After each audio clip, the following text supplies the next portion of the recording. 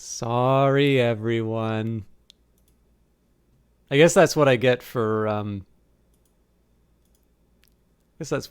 focusing on stuff that isn't the stream. So I think we'd lost to the collector before. I have no idea what's happened to my save file. But if I could get some verification from someone that I'm actually live, I will admit I'm actually kind of at the time I would normally be done for tonight. But let's try and go a little bit longer. Like I said, I'm a little fuzzy. I'm kind of happy that we beat the collector, but we have only beat the collector once.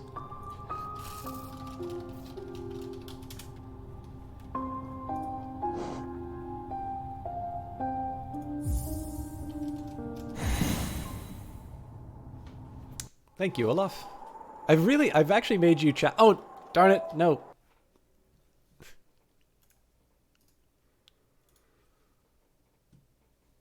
I forget, if you've got your mouse over one of the new saves and you hit enter, it counts as starting a new game instead of playing the one you think is highlighted. Which is good. Like, I like the fact that they're actually that they acknowledge the all the different types of input. But every once in a while there's a little quirk. I'll just say.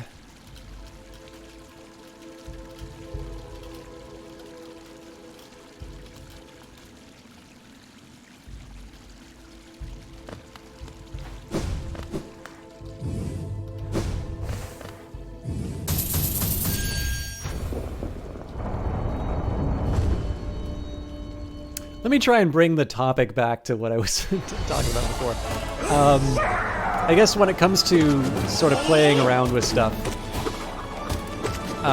it's obviously really exciting to start stuff. Finishing will obviously teach you the most, though. But it's also very challenging at times because when you're in that early stage, especially when you feel like you can play around, that's also probably when you're going to be at your most creative. And so being able to kind of come up with that balance, being able to acknowledge that actually holding off finishing and noodling around with stuff, especially when it seems like nobody else does that. So I had a really interesting experience, and I can't make like a fully legitimate claim that this is actually inspired by my work, but what I thought was really interesting was I read a paper from the statistical agency for the Netherlands, and one of my professors has a friend there, and they collaborate. I think they're I don't know if he ever does formal work for them, but they're on sort of international standards committees and such.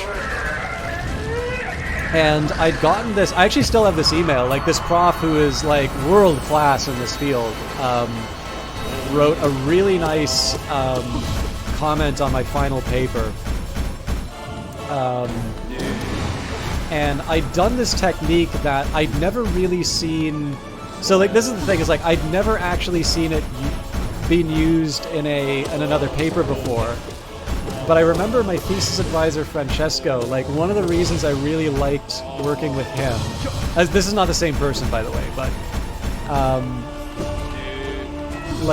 the first idea that I gave him for my thesis was, what they were really encouraging us to do, which was basically to kind of, replicate somebody's existing project. And he sort of said, I refuse to believe you went through the honors program to go and do somebody else's paper. It's if this is what you want to do, maybe it's better if you get another another advisor, but I don't actually think this is the project you want to do. I was yeah, actually you're exactly right. this was my I'm keeping the prof running this program happy project. It says, well, I don't think he put it in these words, but the feeling I got was that prof is not the one you need to make happy. So like I was thrilled. So you know, I basically took that winter break and worked on something that I thought was infinitely more interesting, and I wound up with a better paper for it. So that was a great, like, that was undergrad. So that was a great experience. That was a great experience for me to have, because later on in grad school, where this other situation happened, I didn't take the idea of, oh, well, nobody else has used this technique before, so it has to be wrong. That was such a waste. I was like, this seems appropriate for the problem, and I'm still in school, right? Like, nobody, no government's gonna change the overnight rate based on this, this recommendation or anything. So let's run with it.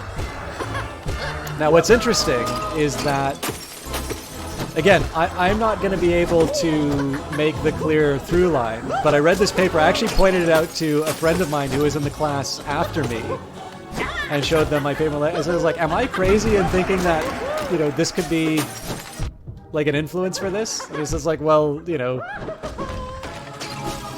know each other, right? Like, it's, that might have gotten shared. And I'm thrilled about it, right? Because it's like, oh wow, somebody found something that I did useful. I'm trying to remember why I got on this topic. Oh yeah, it's the idea of like getting past the idea that the only credible stuff is like stuff that's been done, or it's what the pros are saying, so it has to be right. Like, obviously, you should do your homework, like do your research and understand the topic that you're doing. You should be able to at least participate in the broader dialogue going on. But obviously, like, you move the frontier forward by doing new stuff. Oh God. And so being willing to just sort of mess around and do those mistakes. It's again, sometimes that can be really frustrating because you don't make progress. But it's also the really exciting time because you allow yourself to go down interesting avenues and see where they go. So again, it could just be that it is in fact a very helpful technique, and someone else sort of independently discovered this really useful thing for answering the question I was working on. It wouldn't be the first time that that's happened in mathematics. I didn't see the card game Dozer Trouble. Based on what happened to the stream, I think I'm gonna save that for off cast time.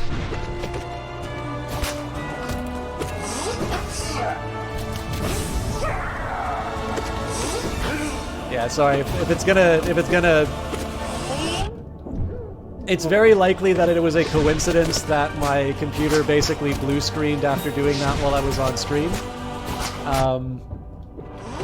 But I'd really rather not go through that again, so I'll check it out on my own time. I probably should be focusing on the game anyway. Like, I don't mind talking about other stuff while I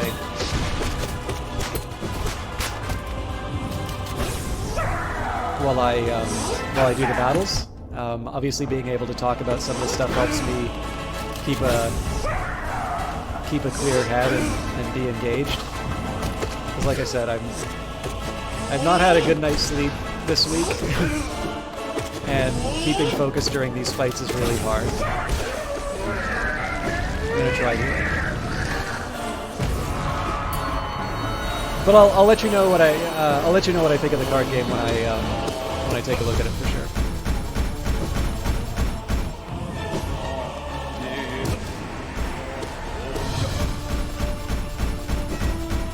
Oh yeah, I don't know if I ever finished that thought on Binding of Isaac, but like basically I feel like Binding of Isaac's homework, or like the mechanic that I'm supposed to understand, I sort of feel like I have to have played another game to really appreciate it. Whereas I feel that a lot of the discovery is sort of inherent to Hollow Knight. And obviously that doesn't mean one is better than the other, but one is definitely something that I was able to appreciate a lot better at the time. Because there's definitely been some Metroid-style games that, personally for me, I've bounced off of. And I know I'm going to be able to... Man, that could not have gone worse.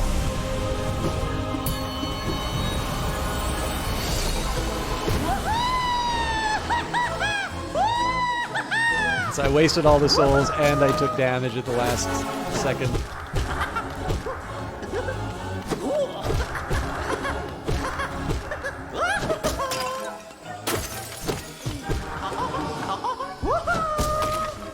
It's obviously if he had done his swiping attack, I would have been hosed there.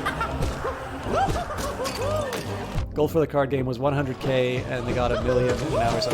I always find that really interesting about Kickstarter. Actually, I don't know if the Kickstarter was what they were doing, but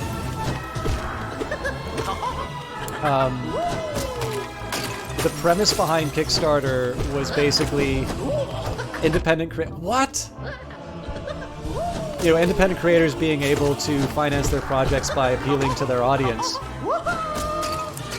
But what's so interesting, actually, so I will shout out Haste, maybe after this fight, but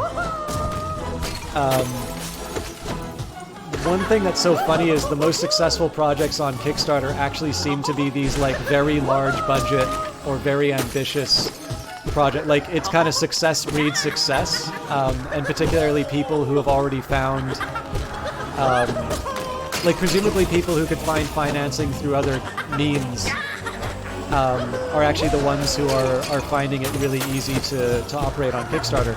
Now, there's nothing necessarily wrong in that happening, but obviously it's very different from what the platform advertises itself as. And it's a little bit of a shame because, of course, the whole idea of like patronage or trying to build these structures is that you get more interesting projects. Oh man, that was a good hit.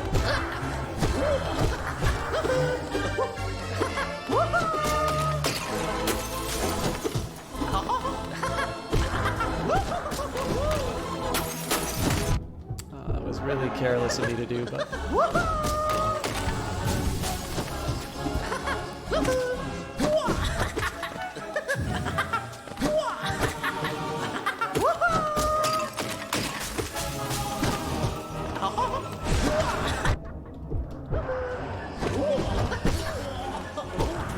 I thought that was going to be the last one. Okay, I'm down a couple masks where I thought I wouldn't be.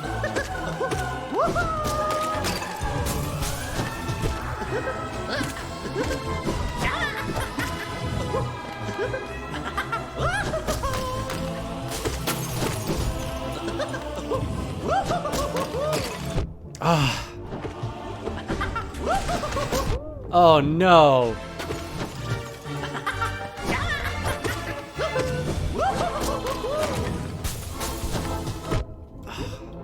I'm getting so careless now. Okay, that aspect's gonna be my health. No.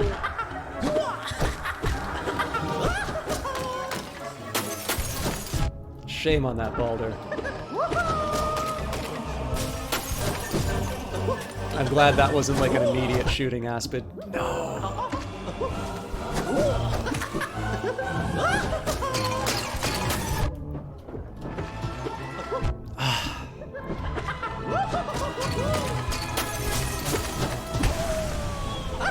All right, 2 masks isn't great.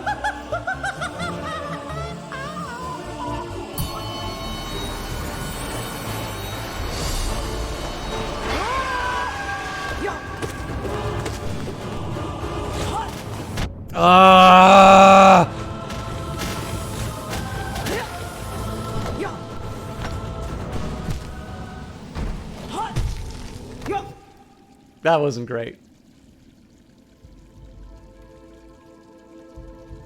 I think they're just seeing if the audience wants to... Well, it depends on different circumstances, right? Let me take the time to...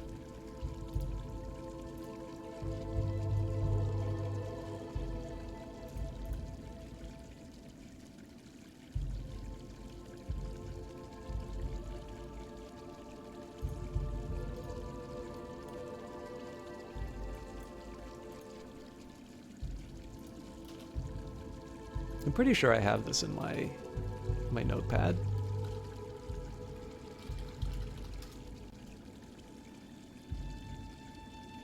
So I'm really reluctant to open a browser again based on what happened earlier on the stream. But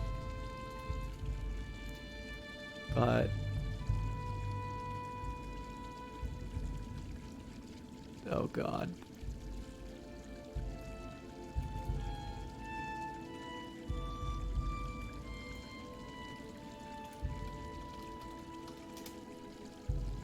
So I wrote haste, but it I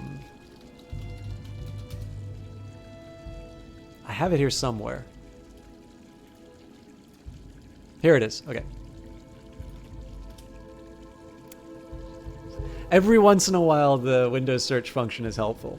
Like, there's a really good example of a project. So this is a local game. I think it looks really good. This has actually been something that's been impressing everyone at the meetup for over a year.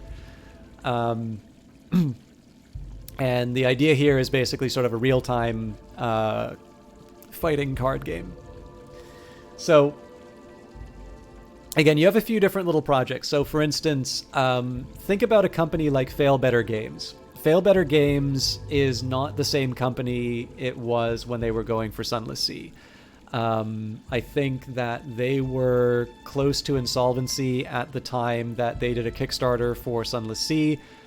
They had a successful game in terms of Fall in London, but it wasn't necessarily paying all the bills. And so I think they sort of went to Kickstarter as sort of this shot in the dark that wound up being very, very successful for them. And obviously, it's actually quite a profitable company now. They definitely had some problems, but overall, they're doing well. And so there really wasn't a lot of question in terms of something like Sunless Skies getting financed, or their most recent game, In the Name of the Rose.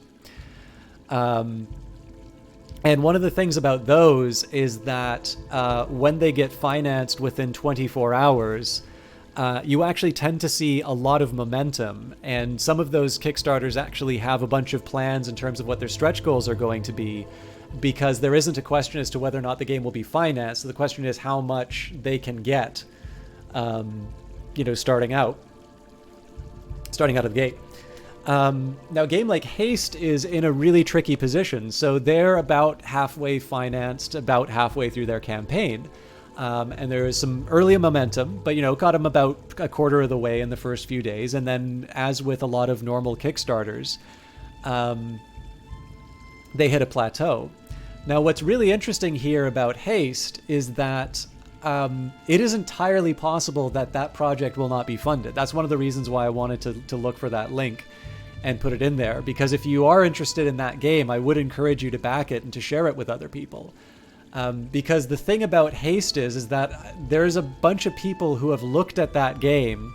They're looking at the time, and they're like time left, and they're looking at the fact it hasn't been financed yet. And even though they will not be billed if the project doesn't complete, they don't, like, there seems to be something about being, like, backing a loser, I guess, that prevents people from going through. So the funny thing is that if Haste were at 100% financing now, the same people who are not looking at it, or who are not backing it right now, that would actually bring it to 100% financing, would be more likely to get it. And this is a thing that's sort of known about Kickstarter. So this isn't to be very pessimistic about Haste, by the way, because generally it seems to be that for like a Kickstarter that doesn't like blow the doors off at the start, it seems to be that there's like a surge at the start, and then there's sort of this plateau in the middle where you try and just slowly, move that number up as close as you can to the end. And then there's a big burst at the end. And sometimes you have enough to sort of bring it over at the end. And again, if you bring it over at the end, there's a bunch of, there's a bunch of people who are on the fence waiting for the thing to be financed, and they'll wind up going in. And again, the funny thing on this one is that to a certain extent, what you would hope is that Kickstarter is actually taking these like 1 in a million long shot kind of projects, getting them in touch with their audience and letting them become financed. But in fact, the most effective and the most profitable Kickstarters are in fact the ones where the creation of the project was more or less a foregone conclusion. And it's really just a question in terms of how much they can sort of get in terms of pre-orders, for lack of a better term, to sort of give this big initial batch of financing. And again, I'm actually totally fine with that, right? It's in the end, it's not for me to tell people what they want to spend their money on. I just think it's really interesting that Kickstarter still sort of presents itself as this sort of this platform for scrappy upstarts, because I actually think that the revealed preferences of the people who use Kickstarter is that they actually kind of want to back they want to back a sure thing. And again, keep in mind that there's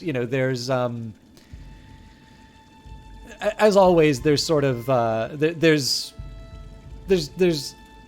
gray zones to this, right? Like, there are small projects that get financed. I've also seen cases where people have unsuccessful Kickstarters and they still release stuff on Steam. The ones that really sort of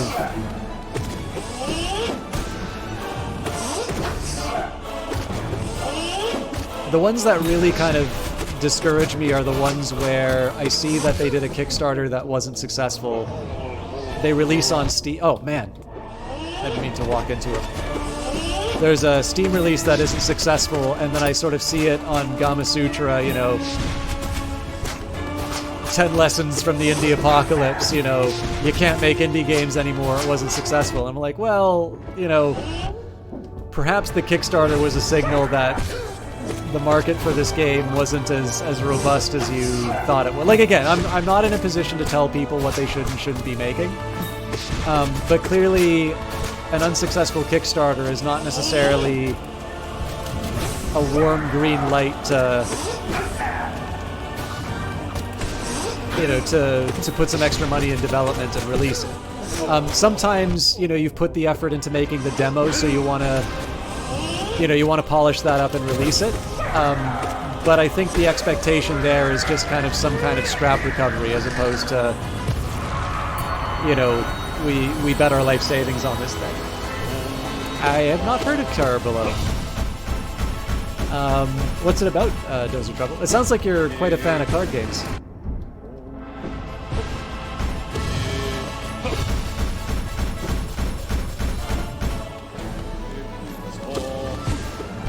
Ugh. Man.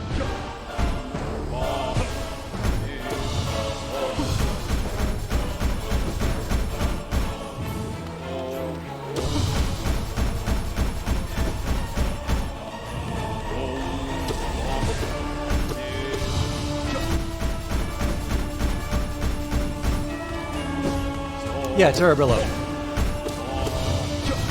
I mean, you could also tell me about the Binding of Isaac card game, but obviously that's, I guess maybe I could check out the Kickstarter page on my phone?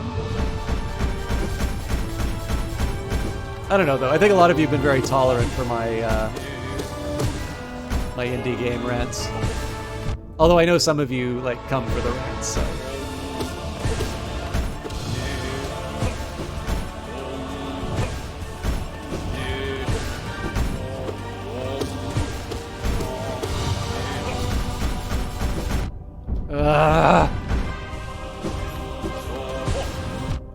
What was that? I am very disappointed in myself. Oh.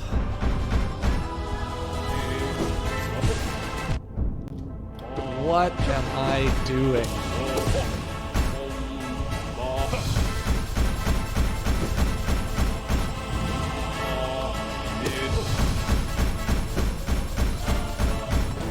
There's something to the stream other than rants. I get annoyed by all this gameplay. So do I. No way! Ugh. I think that's the first time I've died to Elder Who. That was brutal.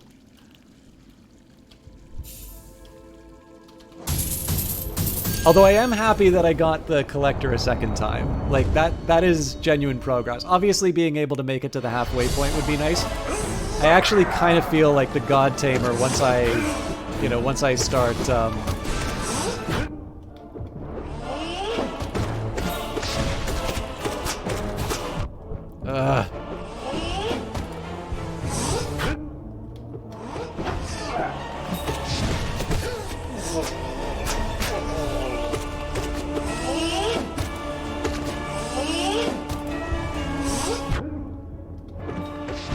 Sorry, I'll read the worms and eggs in just a minute.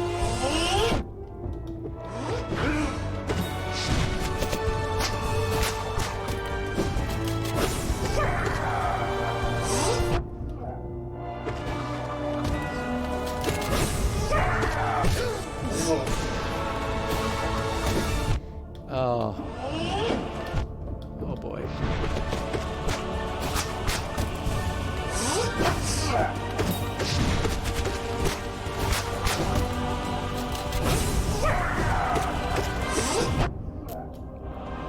What is wrong with me?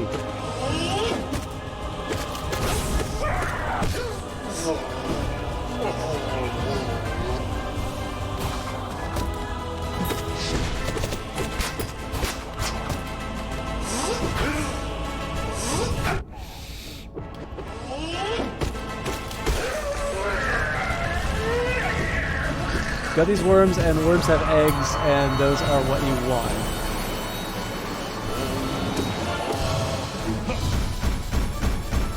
I think what's worse too is losing to Who, especially because it was so clear how close he was to, like, to the end.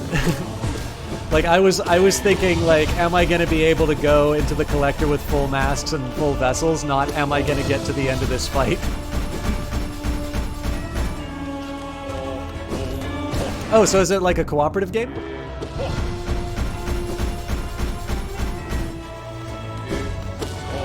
All P5 bindings?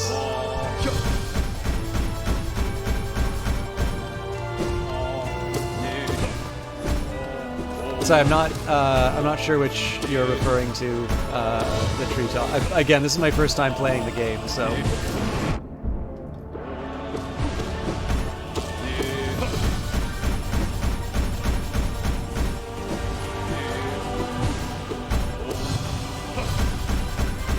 Welcome, by the way.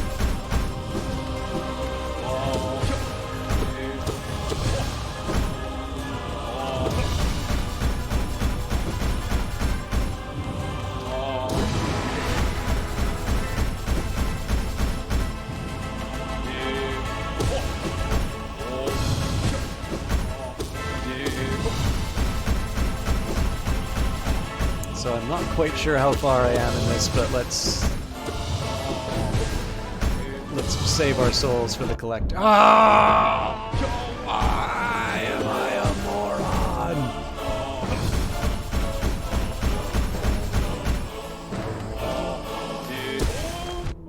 moron? Unbelievable. All right.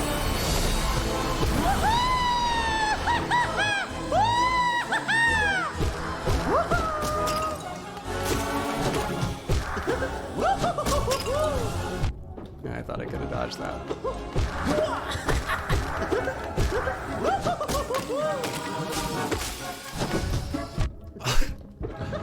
I was ready to pogo it.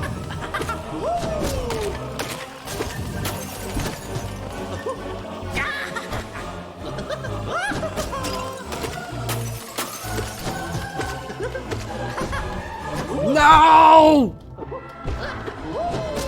I usually get away with that.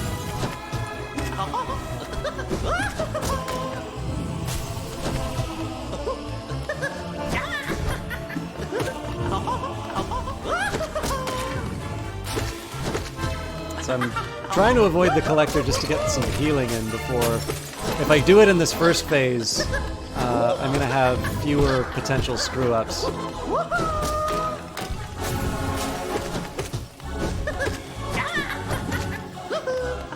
There we go.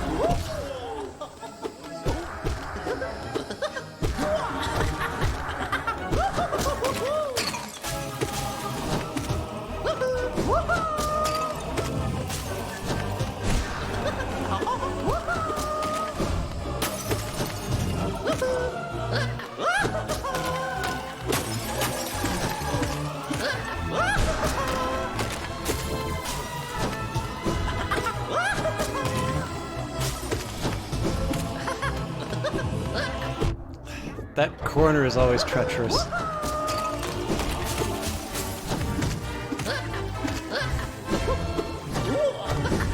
Oops.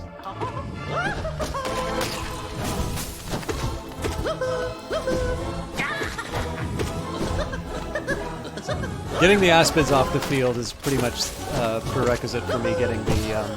oh, I almost walked into him. Pretty much a prerequisite for me healing.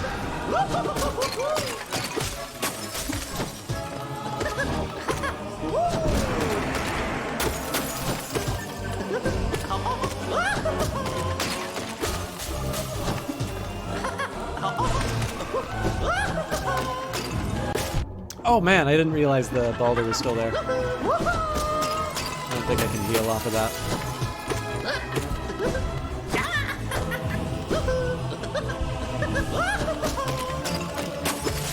Oops. I keep forgetting how early those things can come out. Okay, I'd like to heal, but I don't think that... yeah, that's not happening on this group, so let's just do a safety clear, and I'll just have to learn to be a little more cautious. I said that they fire early, and I still let myself get hit by that. All right, well, we've been struggling on the collector anyway. I'm glad that we've at least beaten it twice, so that I know that I can manage it. Dozer Trouble says you will need to get the one to. Sorry, what was it? You need to be the one to get to the goal of 20 glory points, and you get glory by bringing the eggs to the drop-off point. When you pick an egg up, you start a fight with the worm with no way out.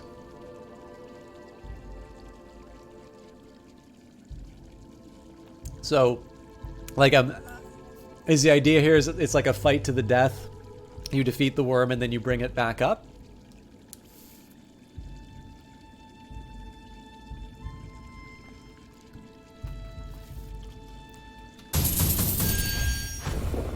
Yeah, I've actually managed to more or less get my head around the Aspids, except for when they come, like, basically if they come out of the jar firing, I just don't know how to handle them.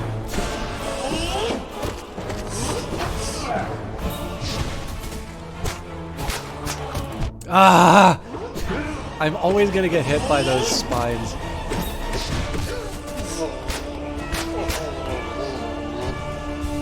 Kill the worm, you get the egg.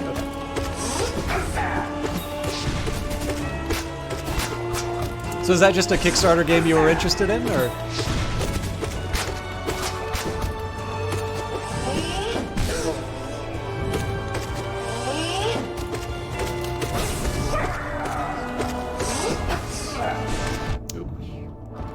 Again, I'm foggy-headed.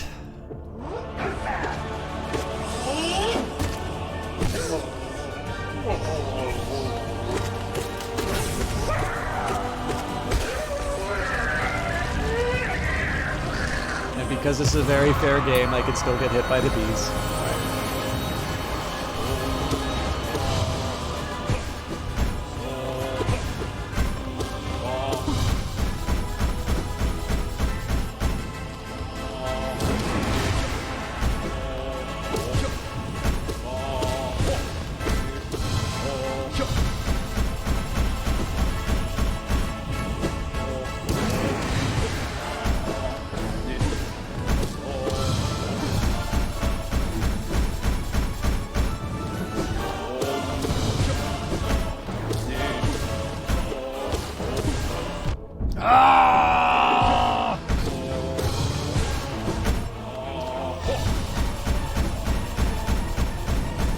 I need to stop. I also probably could just stand to stop freaking out about an individual mask. Like, it's not the end of the world.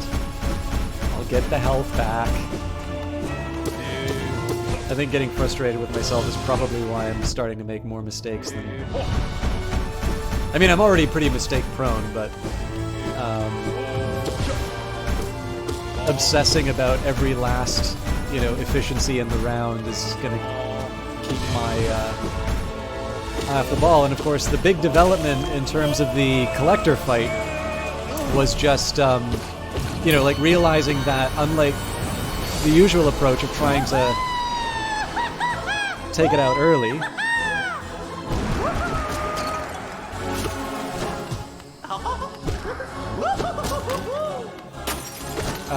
being able to kind of do the marathon isn't a terrible approach. I hate you, Aspen. Oh, why?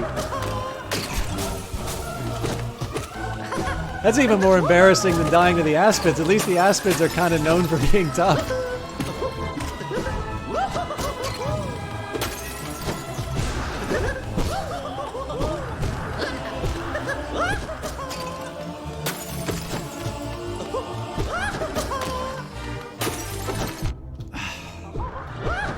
Again, don't obsess about every last hit, otherwise I'm just gonna freak out. But if I don't obsess about every last hit, I just walk into the enemy.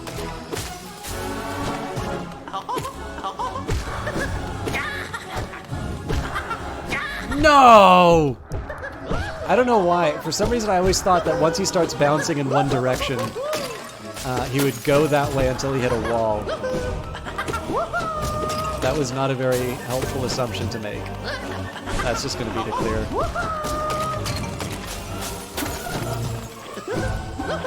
Nope. Okay, it's getting a little scary.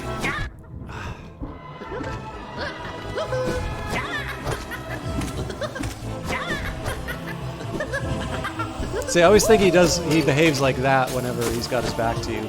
I'm sure there's a technicality that I'm missing. But it's obviously one that's not served me well.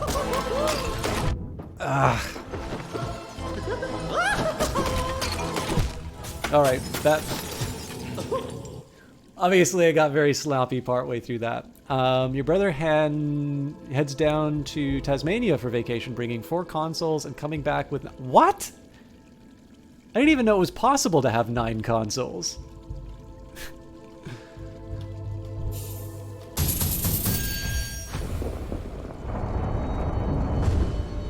I think Tasmania is where the Hive Time developer is based.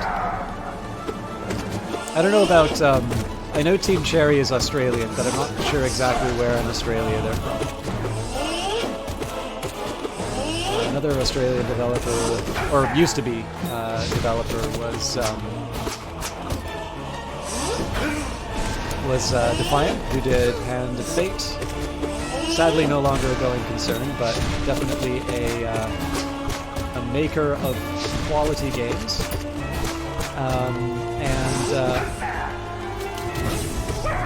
I think it's... I can't remember if it's Level 5 or 5 Lives, the developer of Satellite Rain, who seem to be actually working on more of a crafting survival game for their next project. I'm not 100%... So I'll be honest, like, survival crafting games are not my, usual cup of tea. I'll make, I'll like popular stuff as much as the next person. Terraria is a jolly good time. Subnautica seems interesting. But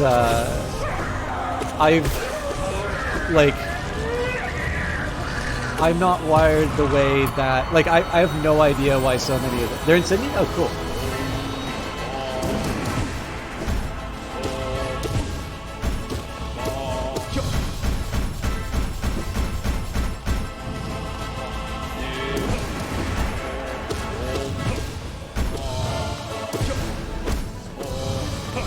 Actually, here's this'll... Probably it's not going to be a very coherent rant. Not that any of my rants tonight have been all that coherent. I am an idiot.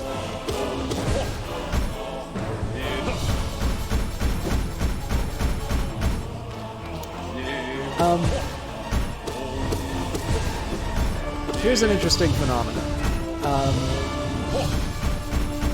You'd think that video game development is one of these things that really should be good for, like, work from home. I don't even know what I was thinking there. There's never been a time that has ever worked or even been remotely sane. Oh boy. If I get a second loss to Who, I don't know what I'm gonna do. PS5, GameCube... Oh, so like old games. That makes sense. But yeah, so you'd think, like, obviously game development, it takes place almost entirely in digital form. Obviously, some games will have sort of printed concept art. Oh boy. But for the most part, right, this is a digital format, and so you would think that there is something of a... And I mean, obviously there's some very successful teams that have worked virtually. And so you'd sort of think that that's kind of... you'd see indie game development sort of cropping up in all of these somewhat remote locations. But oddly enough, what seems to be happening is that there's a lot of indie development, again, all things being equal, that's still focused in these very large sort of metropolitan areas. Now, you can make a few arguments for that. So in one sense, right, you're just going to have a larger population, right? So there's going to be X number of creative people who can develop their own game, and you're more likely to find them inside of a major city. And I'm sure there's probably something to that. On the other hand, it's also really expensive to live in places like that. And if you're making your passion project on a wing and a prayer, I got very lucky there. Yeah. The game giveth and the game taketh away.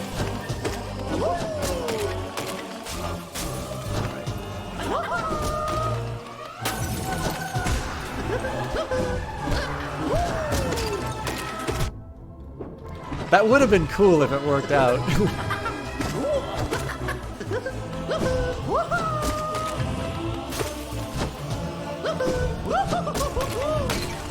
Of course there's one that falls on top of me. I don't know if it's scripted to target me like... Oh, that definitely was targeted for me.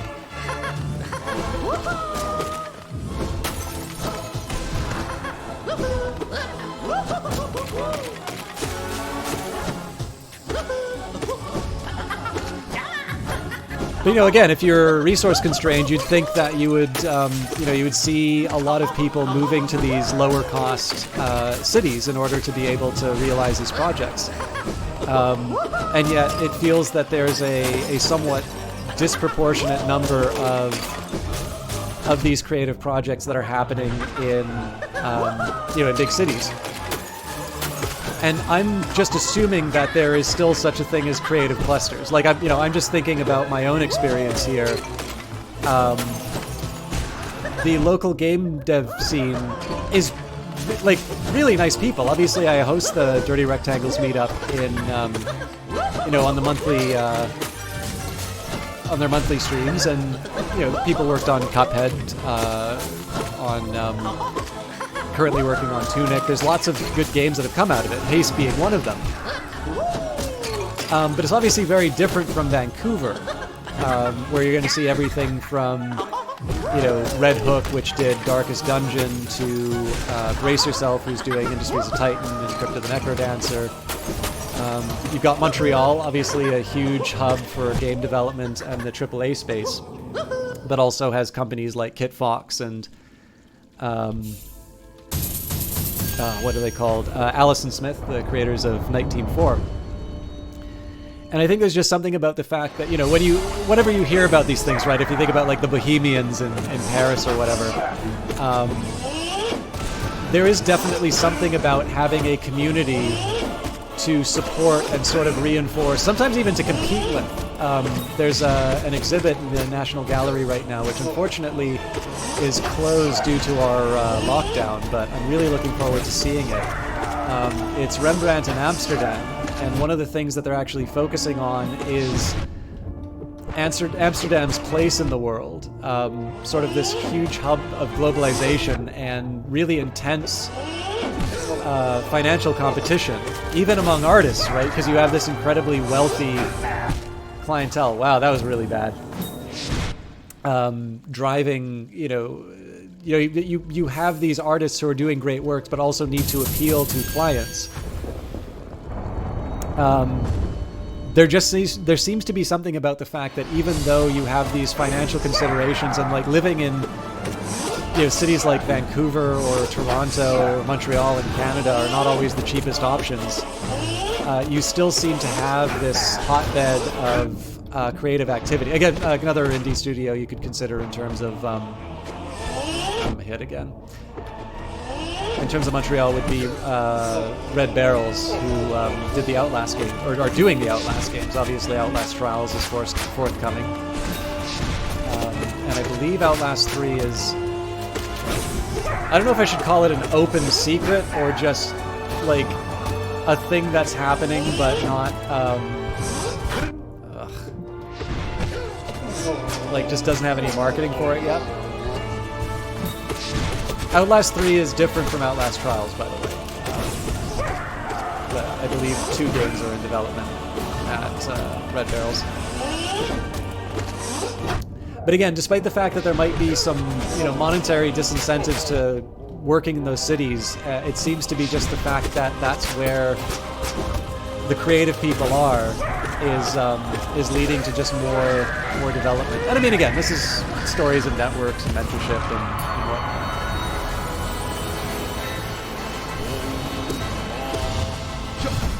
That was actually something I wanted to work on at work, but I had one manager who was really enthusiastic about it because they saw a lot of ways that it would be relevant to like what my department was focusing on. Unfortunately, nobody else saw it in that light, and then my manager went off and got promoted because they were a good manager, and everybody else in the division are hacks. As you can see, I'm a model employee, never got to do that. Yeah, the reason I was bringing that up, right, is that I don't know how many game developers there are in Tasmania, but you would expect to see probably more Australian game developers being based in Sydney, just based on the... Oh, here's a question. Are there any game developers in Menango?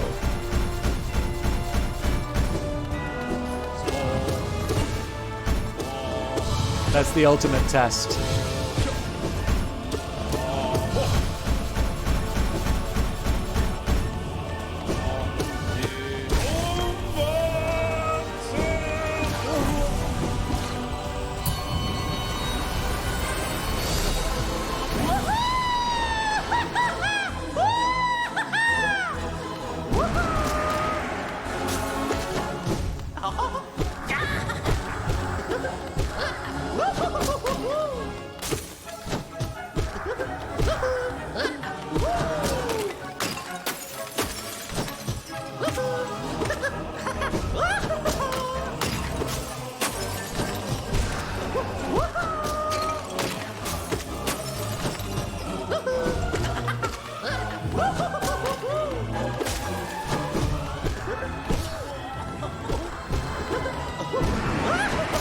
I was hoping that would do a little more damage, but...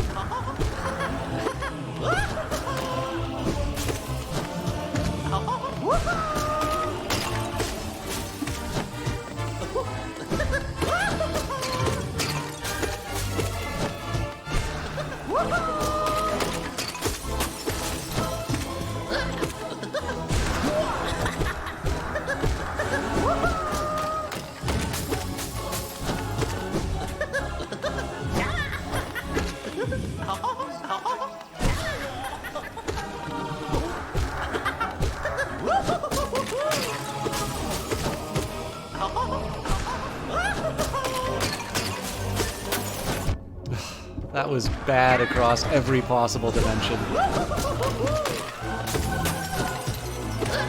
I'm so bad at finding those boulders sometimes. Double Aspid? What did I ever do to you, game? And I mistimed my pogo. There we go. Oh! I don't even care that it didn't hit the collector. I just needed to stop the madness. Oh, that's bad. I need to try and get a heal in, but it's gonna be tricky. No!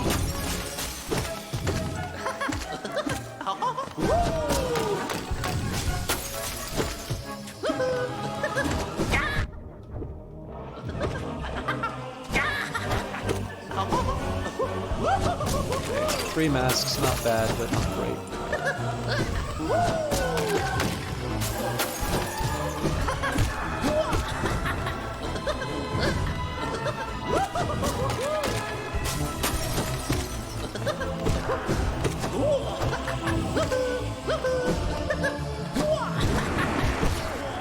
Oh, did I really just walk into him?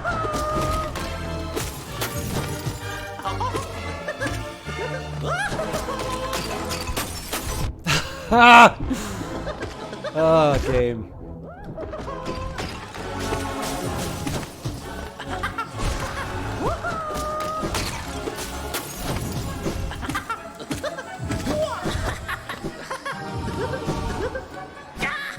I hate you so much.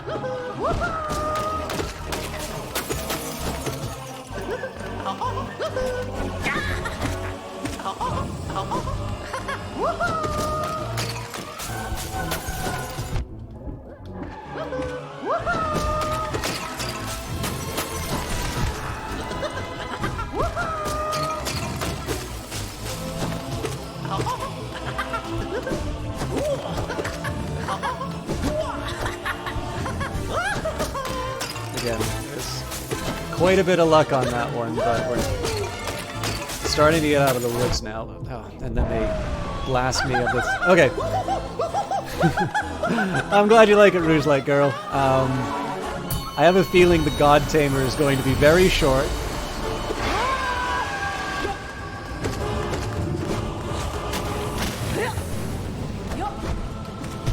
But let's do our best.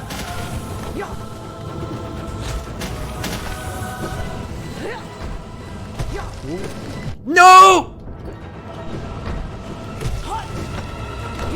Ah!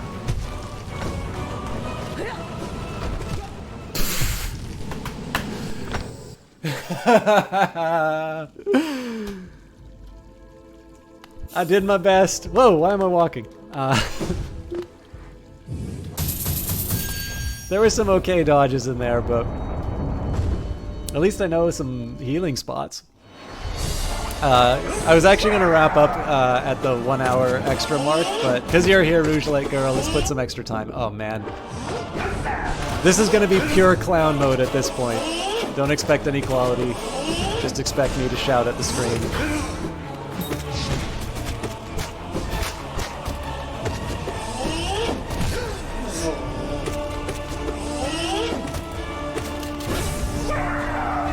is going to be hard to do. There we go. Oh, come on.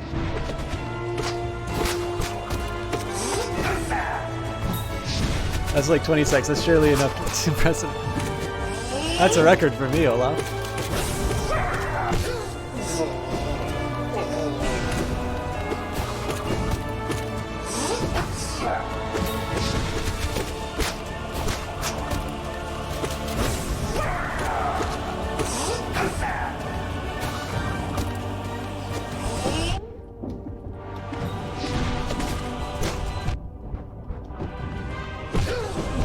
Unbelievable. All right.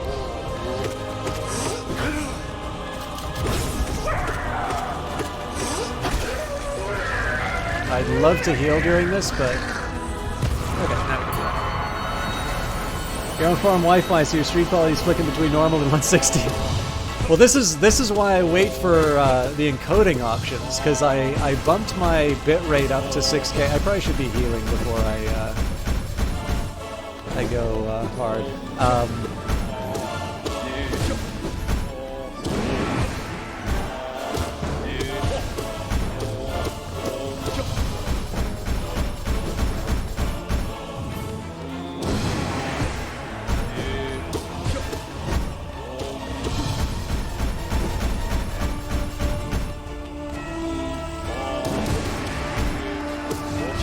should probably start conserving soul now. But yeah, so I upped the bitrate so that I could do sort of 1080. I also got a lot of notes on YouTube that people really did not appreciate the 720. I'm kind of old-fashioned because, like, back when I was working in film, there was a camera. So, like, Sony had a camera that really liked advertising the fact that it could do 1080. and Panasonic had a camera which did 720. But the thing is that the reason why the Sony camera did 1080 and the other camera did 720 is that the Panasonic camera used that space to render colors better. So, like, in my opinion, the fraction of the resolution that you were losing was more than made up for by the fact that the images that you were looking at were better, in my opinion, more colorful and more interesting. So this is the thing, right? I could put a 50-foot canvas up of a crayon drawing, or you can look at something like the Mona Lisa, which is not a particularly large painting. And obviously one is going to have probably more of an impact than the other. Now obviously, things have changed. Pretty much everything is recording onto some kind of a hard disk now. So the idea of trying to conserve that space or seeing... I mean, there's still always going to be a trade-off in terms of image quality, but obviously just the cameras have gotten better, and specifically the professional quality cameras have gotten better. But the biggest thing for me was that I was always building the stream towards the ideal settings, even if that meant giving up on resolution. But I also understand that, if an audience has a particular expectation, they're not going to care that, the thing is for me is that I would always appeal to revealed preferences. If somebody sits down and, independent of what they've been told, what do they actually prefer in terms of images? What ones do they tune into more often? That I kind of care about a little bit more. I gotta use that. There we go. On the other hand, I can write my manifestos about whether or not you actually get your bandwidth's worth going from 1080 to 720, or from 720 to 1080, or I can just acknowledge that it's not that hard to stream at 1080 now, and I should be making people happy. The funny thing is, though, is that for a while it actually meant a difference, because I was streaming at about 3K.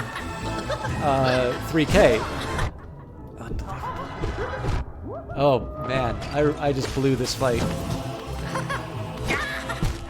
Yeah.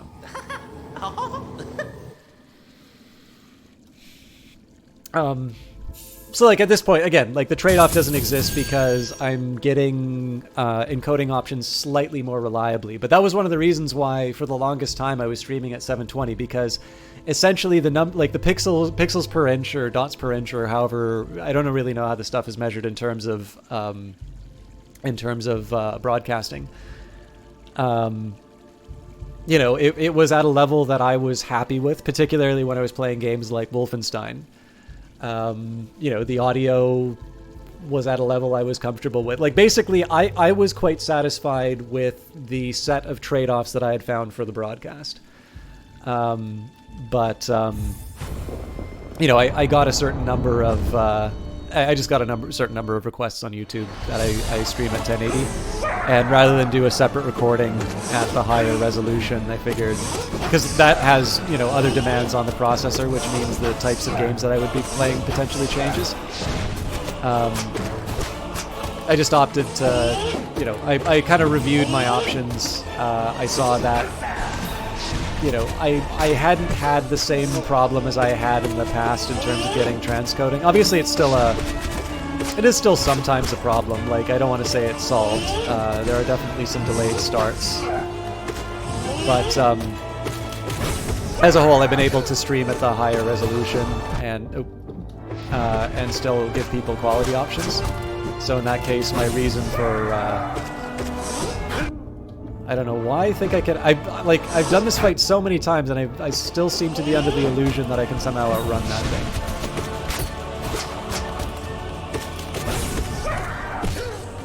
I don't know, though. I will admit, I do sometimes get... I don't know if annoyed is the right answer, but sometimes I feel like people... I mean, there's an entire industry kind of dedicated to marketing a particular set of products to you, right? As like the best. You know, I was looking at an old paper on hedonic models. Okay, so hedonic models are, let me see if I can explain this. Let's say I wanted to estimate the value of a pink laptop. Now, some of us might argue not everyone wants pink. In fact, some people will never use a pink laptop. So pink is going to decrease the value of the laptop.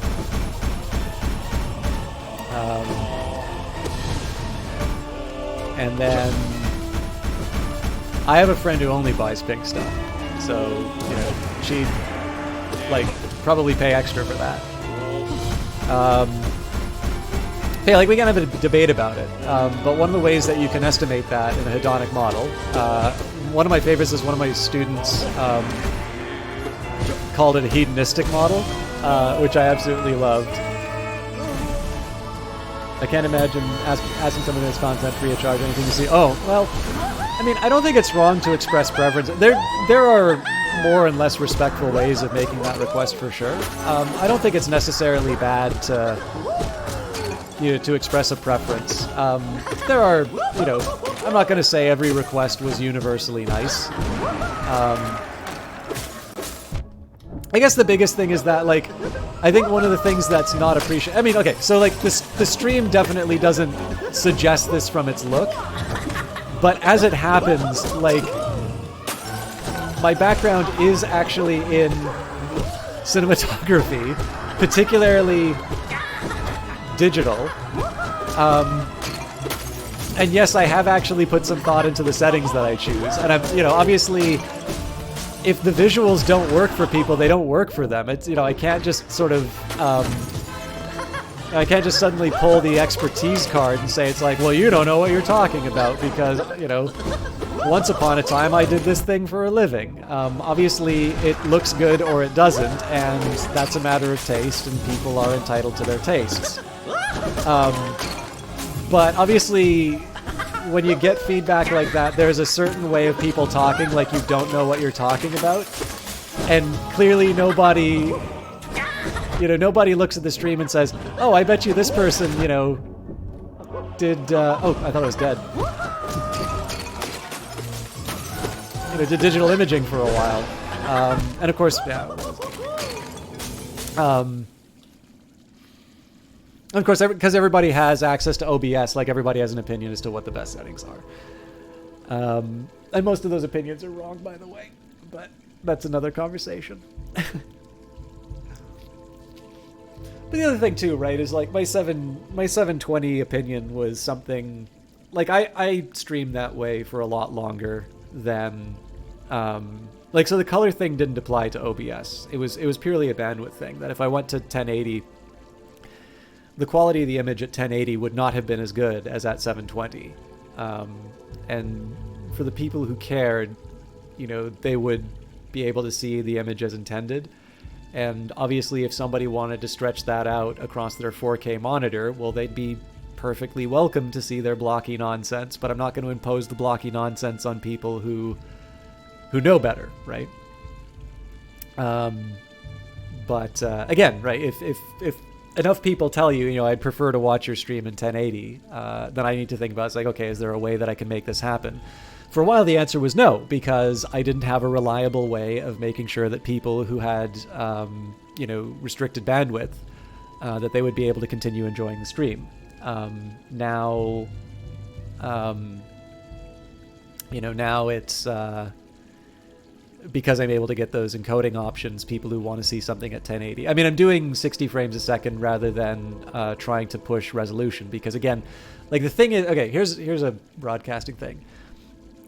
The effort that you put in to go up, you know, each level. So like, obviously nobody's going to be streaming at 480 anymore, and usually 480 is a square anyway. So obviously 480 only refers to the number of horizontal lines, but traditionally that stuff has been in a 4:3 aspect ratio, because that's basically what we watch television at back in ye old days, presumably when everything was black and white.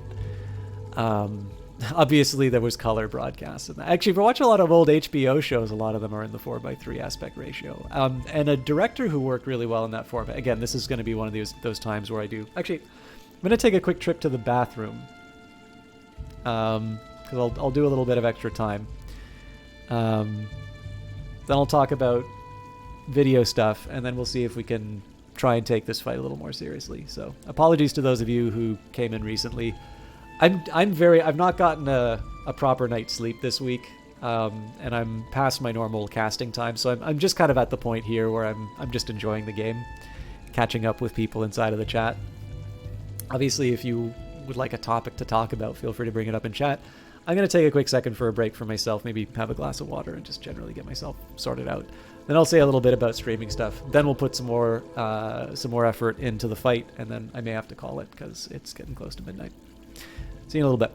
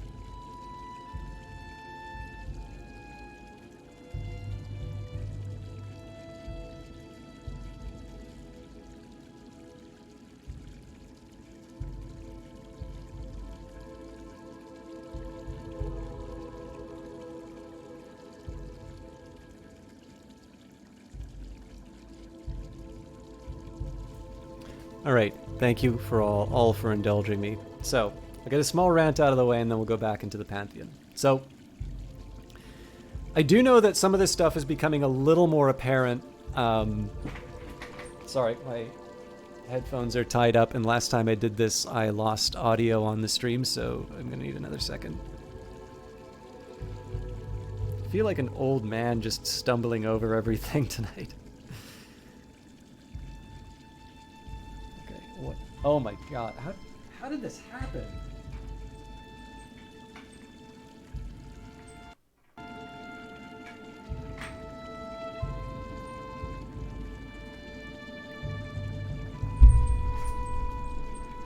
Okay, so I can't hear the game. You all can. Uno momento. There we go. Okay, so basically, this is becoming a little bit more widely known, at least when I just kind of take a look at how people talk about different consoles and stuff like that. But basically, as the canvas gets bigger, fetches a blanket and slippers for the old man. Yeah.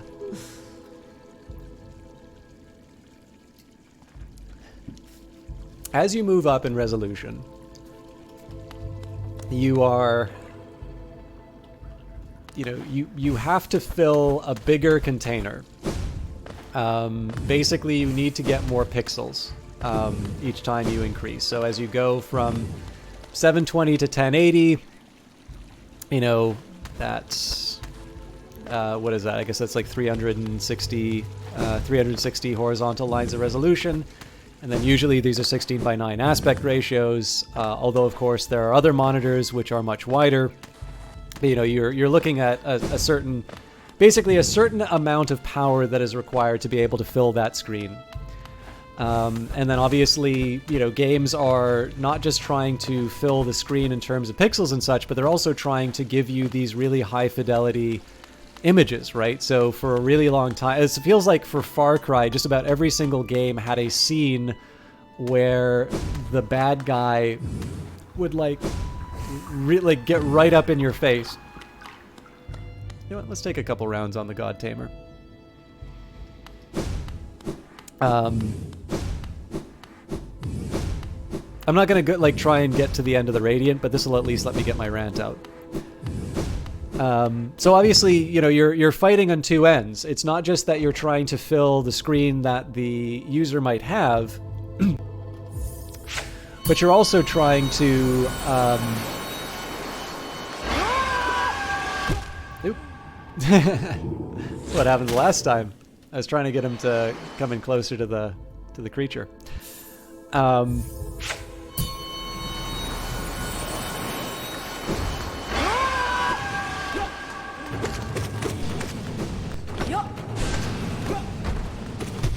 Oh, I don't know what I thought I was doing there. But yeah, so basically you're filling up the screen quite a bit more, and the amount of effort that you're putting in is kind of growing exponentially. The really funny thing about all of this, though, is that it's also increasingly unlikely that you'll see the benefit. Oh, I keep remembering...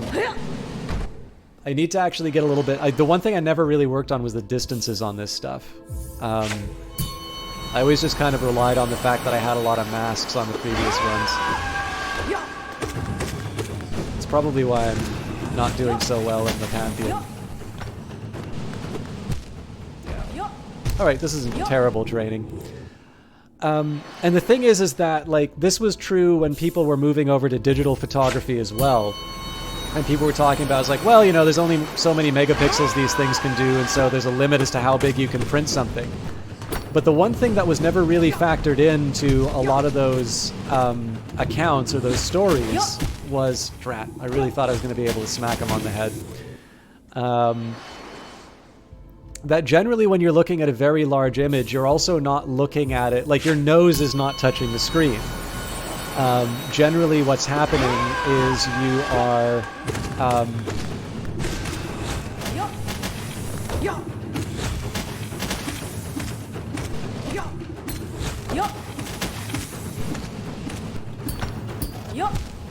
That was worth a shot, right? Like generally the larger the canvas is, whether it's a TV, a monitor, you know, whatever you're looking at the thing, the larger it is, the further away you are. And another exponential change is going to be the resolution required to make things look sharp at a distance. So there's a huge drop-off as you start moving a few feet away from the whatever your image is being represented on. Oh, nuts. I really thought I had the pogo there. So in this case here, you know, it's fair to say TVs are getting bigger. Monitors are getting bigger. In a lot of cases we are... I'm really bad. In a lot of these cases we are, you know, we're sitting further away. And so all of this extra effort that we're doing, right? Like if you have a 4K TV, you want all of your stuff to look like 4K. And yet it's potentially, particularly for games, like you're spending so much computing effort to get a benefit that, depending on where you're sitting, is not necessarily better than what you were experiencing. Whoa! Okay, gotta be very careful on this. There we go. I'm being a coward here, unfortunately.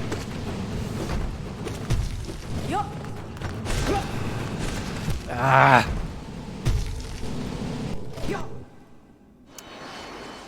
You know, the effort's not always necessarily going in there. Now, one thing that's tended to happen a lot recently is when console games have been ported to PC, people are sort of talking about how they might be locked at 30 frames per second. And so there's a broader recognition in the fact that I can remember a time when 60 frames per second on a TV, people thought that looked weird. Like, that was a standard in Japan.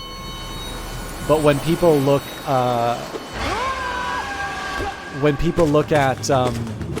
people looked at those kinds of videos, like, they thought it was really unsettling that it looked like hyper real. Whereas of course now, you know, the PC mavens will, will consider anything being locked, at less than 60 frames per second is just, an effort to try and make the thing look, look worse compared to console. I don't know how much truth there is to that, by the way, but like, sometimes you've just optimized a game for a certain level, and you don't want people to have unreasonable expectations. But the thing is that the most likely thing that you're giving up in order to be able to render at 4K is your frame rate, and I think that some of that really fluid motion that we've come to like in some of the top tier games tends to come from having a high frame rate, and of course a monitor to match it. If your refresh rate is lower than your frame rate, you're not seeing the benefits from that higher level in there. So basically, what it comes down to is, depending on how far away you're sitting from your monitor or your TV, pushing the resolution is not necessarily giving you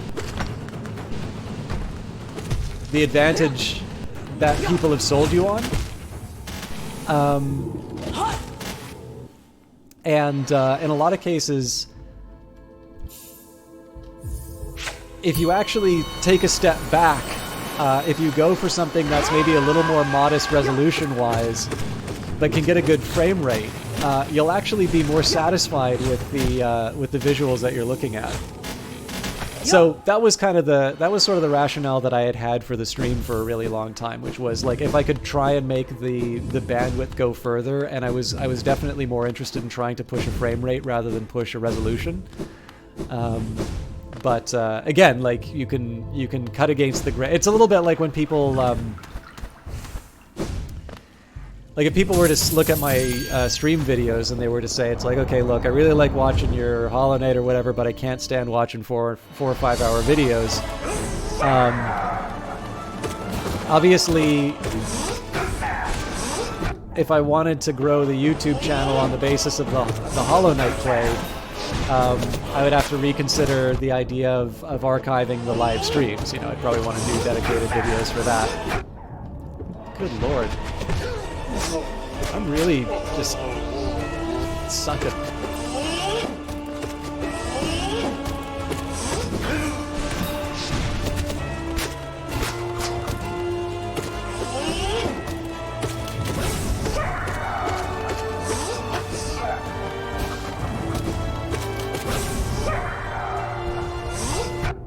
That was worth a shot.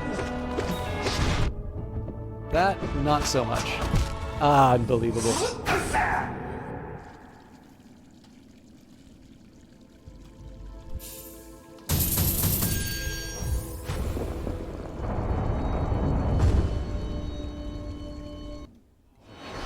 Yeah, the other thing, like, Rouge Light Girls thing is, I don't think people should actually care about this stuff. Oh yeah, I never did say the hedonic. I'll leave the hedonic thing for later. But needless to say, I saw this old hedonic model where it was it was trying to fit a computer price,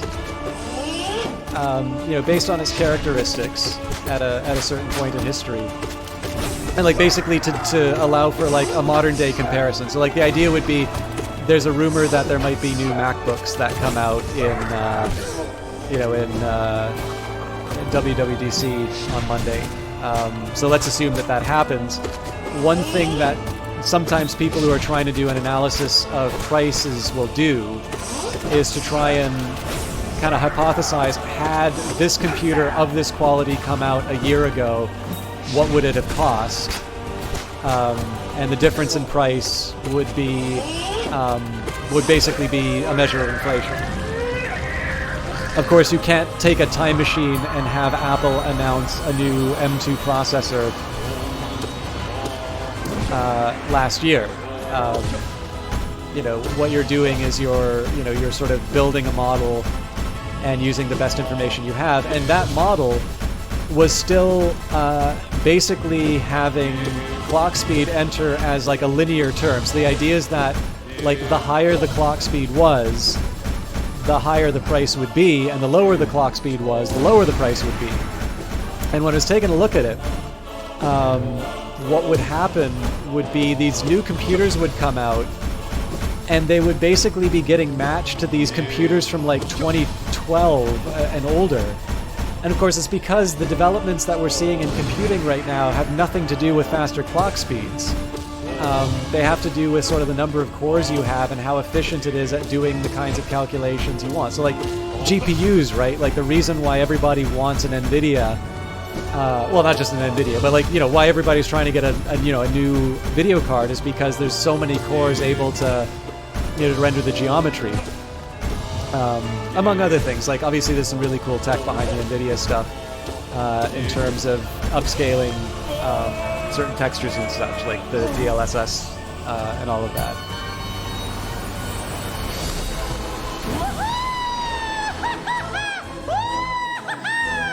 But, you know, it's really clear to see, like, the person who made that model... I mean, first of all, it might have been true, depending on how old that model was, it may have been true at the time that they built it. It's definitely not true now.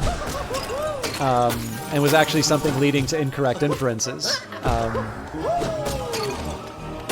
But if all you are reading is sort of the marketing for computers around, I don't know, like the 1990s, 2000s, or whenever that was really relevant,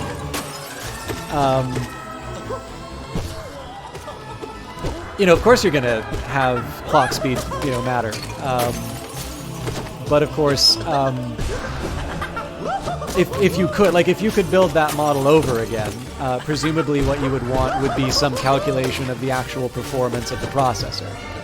Because while it may be true that modern processors have lower clock speeds, they are definitely better at computing than processors that are like a decade old.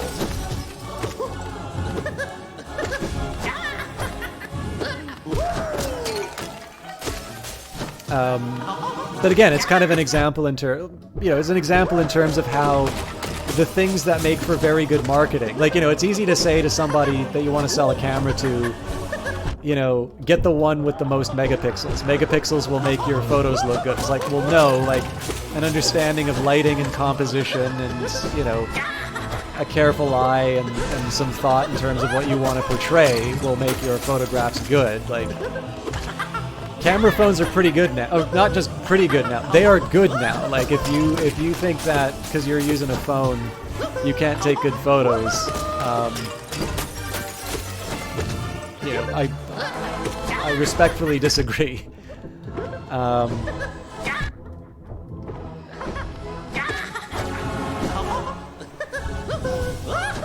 But you know, again, right? Like, once you spend that kind of money on something, and on the basis of, like, you know, higher resolution is better, or, you know, more megapixels is better, or more clock speed is better, more cores is better, any of these things, you're really going to want to, like, you're going to want to justify that purchase, particularly if other people you know, don't have the same thing. That's kind of your exclusivity. That's your claim to fame. You bought this thing. That makes you a good person. And so as a result, right, you know, you're gonna wind up like, basically that's, I think at least in some cases that's where you're gonna get those kinds of requests or demands. Just because people kind of want to justify what they've bought. Oop, sorry, I was reading chat. Not that I would have done any better without. I will see your message in a second. I saw something about a scratched phone. I will get to the bottom of the rest of this.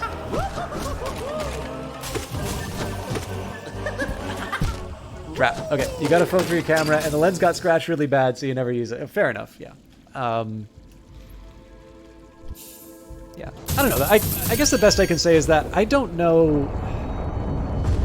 Like, I don't know when the big shift to digital photography happened, but surely that's got to be, like, a couple decades old now, right?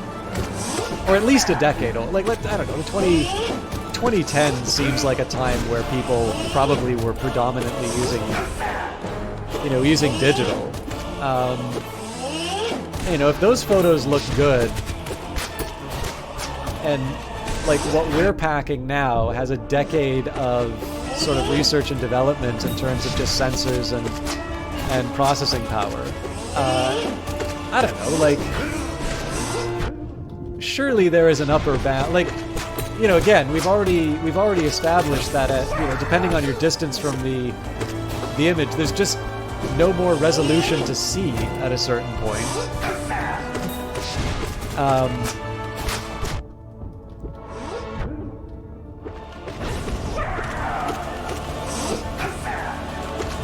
That's like the first time I've outrun that. Yeah, I do too. I used to have film cameras because you could get really, really good photography gear for really, really cheap.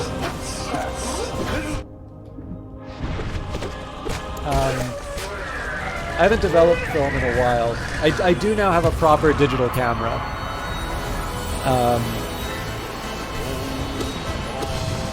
Actually, so this is one. You know, you can do a contrast between the two photographic companies. Kodak got clobbered. Fujifilm not only is doing very well as a company, they make great digital cameras.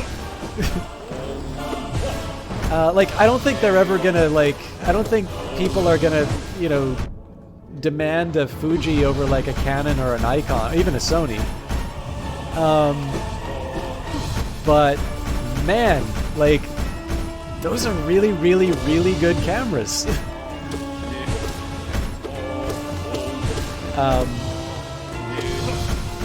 I'm sure there has to be some kind of like business study in terms of the differences between the two companies and how they, you know, how they prepared for a disruption to their industries. Like, I know Fuji had this stake in Xerox for a while. I know that was actually really contentious.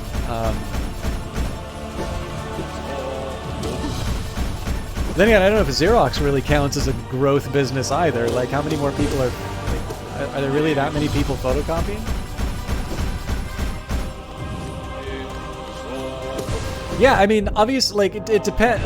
Any camera is obviously going to have its limits in terms of, like, what you're paying relative to, like, you know, like, I don't know, a $200 50 Fuji is not necessarily going to outperform, like, a $6,000 Canon or anything like that, but one thing I'll say, I really love their film settings. So, like, they have put a lot of care into putting in some settings that really capture some of their old films. There's a slide film I used to use called Astia that they discontinued long before I stopped shooting film. But they've got a very faithful reproduction of it.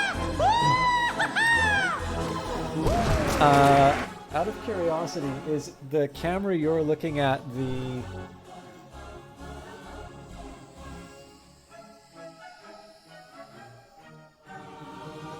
Is it the X100V?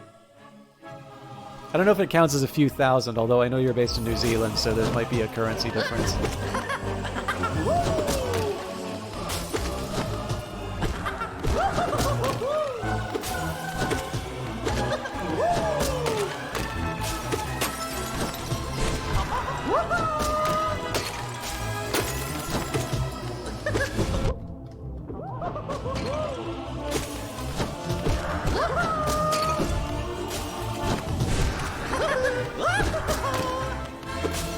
I was like 100V, not 1000.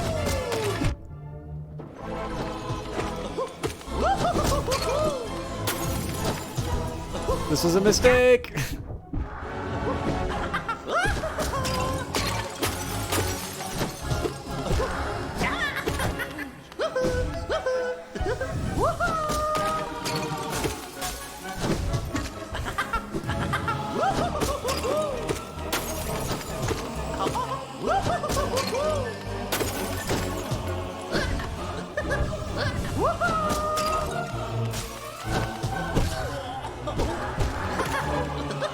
Pretty sure it was that or something like it. Yeah, so they've got a couple of like high-end cameras that would probably be around that price point. The thing that I'd saved up for and had that whole, you know, debacle with Amazon. By the way, I have not bought anything from Amazon or an Amazon affiliate since that happened. So it can be done. I know I have so many friends who consider themselves like activists, and they hate Amazon. Yeah, I was asking for that, but they have not been able to like stop. So first of all, they love their Prime, and they'll order stuff from it. They'll get their Naomi Klein books from from the Everything store. And me, the capitalist monster, I've been able to cut out. I mean, it's I guess about half a year now. Cut out Amazon and its affiliates from my life completely.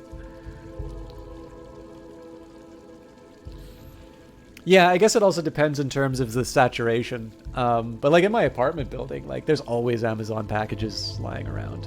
But yeah, so I'd saved up for that camera, and I'm very satisfied with it. It would be nice if there were interchangeable lenses, which is one thing that I sort of miss. But the reason why I went for what I had was it's a nice sort of one-stop shop camera. It basically does what I want it to, and I sort of acknowledged that if I was looking for something where there would be interchangeable lenses, one, I would want a full-frame sensor, so that's a more expensive camera. And then, like, if you buy camera stuff, what you want to pay up for, and again, people who are selling you stuff in a store are going to tell you otherwise, and a lot of people wind up making really bad decisions as a result of this. But you want to pay up for the glass, right? Like, your photo's probably only ever going to be as good as the thing you are sticking in front of the sensor. And good glass is going to last you for... I mean, so sometimes there's technological development like autofocus. So one of the reasons I really liked old film gear is everybody wanted autofocus. I was perfectly content with my 35mm film camera, old Canon AE1 that my mom took around the globe with her. I had no problem learning focus, and I got this like really, really good like f1.4 Canon lens for a song. I think I paid like $50 for it, and you're probably spending something like $700 to get like the autofocus version of that. So like my decision to ultimately go for that, like I did want kind of a nice camera. It seemed to cover a lot of the stuff that I wanted, as well as some things that I'm trying to do for YouTube, which hasn't quite pulled off yet, but I'm still working on it. Like there's a couple of stream related things that I might wind up using that for. And the thing is that like acknowledging what I would be spending on something with interchangeable lenses, and the fact that, you know, to really get to the level that I had expected from my film gear, I'd be spending significantly more than this other thing. I'm like, well, let's just see how much I actually use this. You know, because like some of the best photographs I've ever taken was with that Canon AE1 50mm lens. Just get closer to people, think about your shots. I had a light meter, that was helpful, and like just go and shoot stuff. And you know, now that I'm quite a bit busier, if I can go out and I can demonstrate that I still have it, then maybe I'll consider, you know, on some proper digital, like interchangeable lens and stuff like that. I remember there was one, so I was brought to a sort of like a trade show that Sony was putting on, and they put us in this like very, very posh like gardens or whatever it was, and they gave me like, I can't remember exactly which one it was, but like it was like one of the flagship model. But the thing that was really big for me was that they I think they did like an agreement with Zeiss, and so there was this like 70mm Zeiss lens on it, which was like just it was just majestic.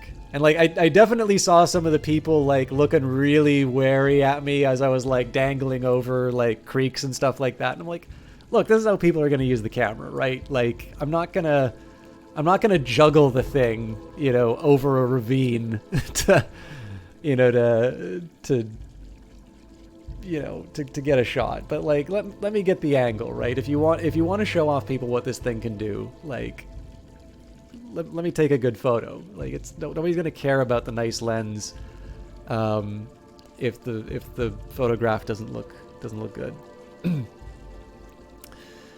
Oh, that's really impressive, Rouge Light Girl, because like your eye, like the world looks so wonderful when you look through your eyes, and then you have to completely translate it to film to be able to actually take any photos that look good. But yeah, anyways, I really loved that thing. But like that, I think I'm trying to even remember what that lens cost. I think it was like a $2,000 lens. Like that is something I will never own. But sure was fun to use for that afternoon. But yeah, like the lens that I've shot most of my stuff with is just a 50mm. Again, keeping in mind that these are 35mm film versions, so I guess it's like, God, I don't even remember what the equivalent is anymore. But digital cameras have a smaller sensor, and so the same look is a little bit different. Oh man. Sorry, I'm like obviously not focused on the game.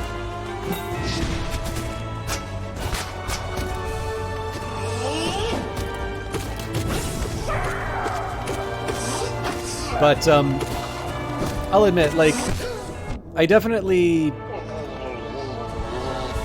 think people should get closer as a rule. I think they just make your photos look better. So I've never really been one for like longer lenses. But that said, like, there's something really nice about a 70mm. I think you get some nice looking photo. Like, the trick for me is you still want to get close with the 70. That's probably the big one for me. And it's hard because that is a little zoomed in already. But if you can pull that off, you get some really nice. Your parents spent a fortune on film.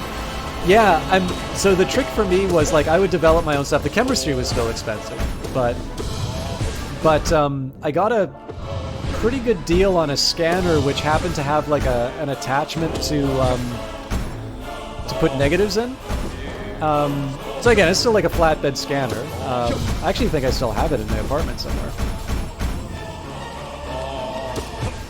Yeah, like obviously if you're shooting nature is going to have its own ideas in terms of how close you can get. Please don't shoot a grizzly bear following that move.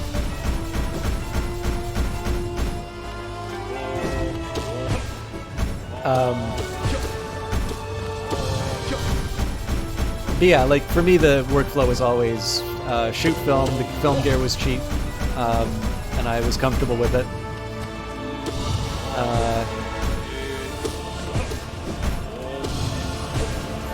You know, do the development. Development is kind of an art in and of itself, right? Like there's definitely some things that you can do to make your photos look a certain way in the developing process. But I never shied away from just scanning them and doing some post-processing afterwards. And some of my favorite photographers work that way. Although I think most of them have switched to pure digital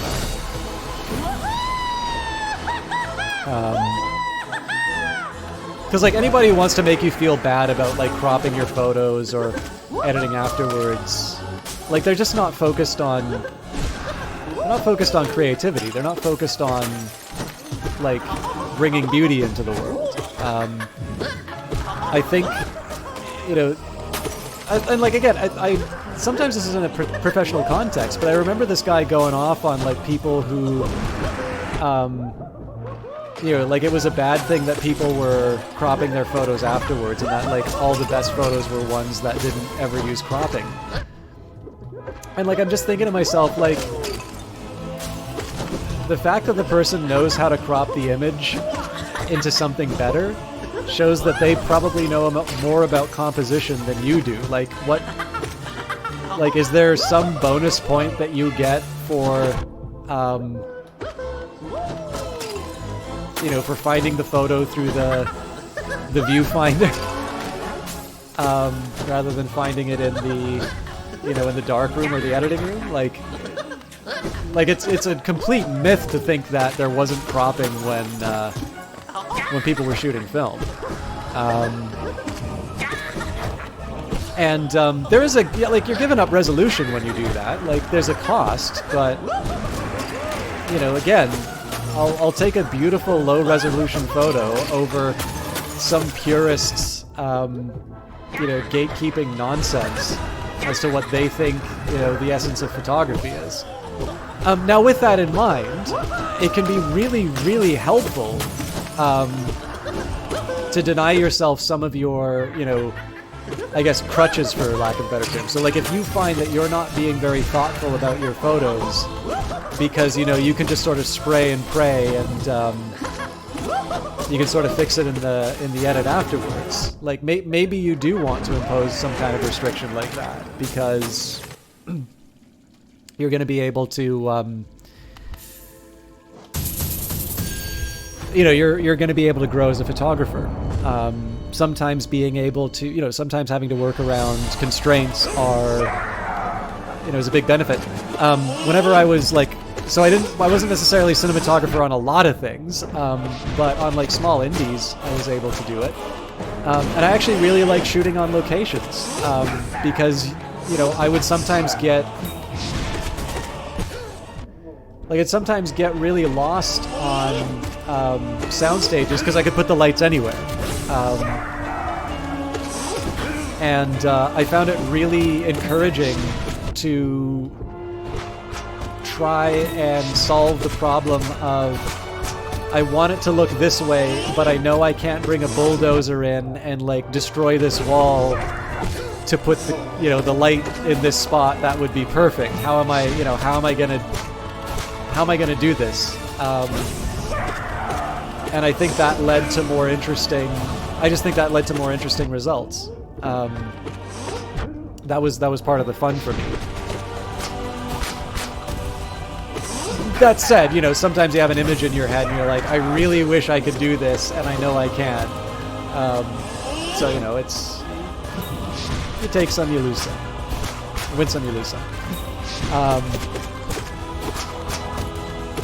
When I was editing, I had an opportunity to edit a film on actual like celluloid, as in I was using a splicer and I was standing at a Steenbeck. I'd usually stand. You can sit at Steenbecks as well. It's I think a moviola is the thing that you have to stand at. Standing's good for you anyway, so.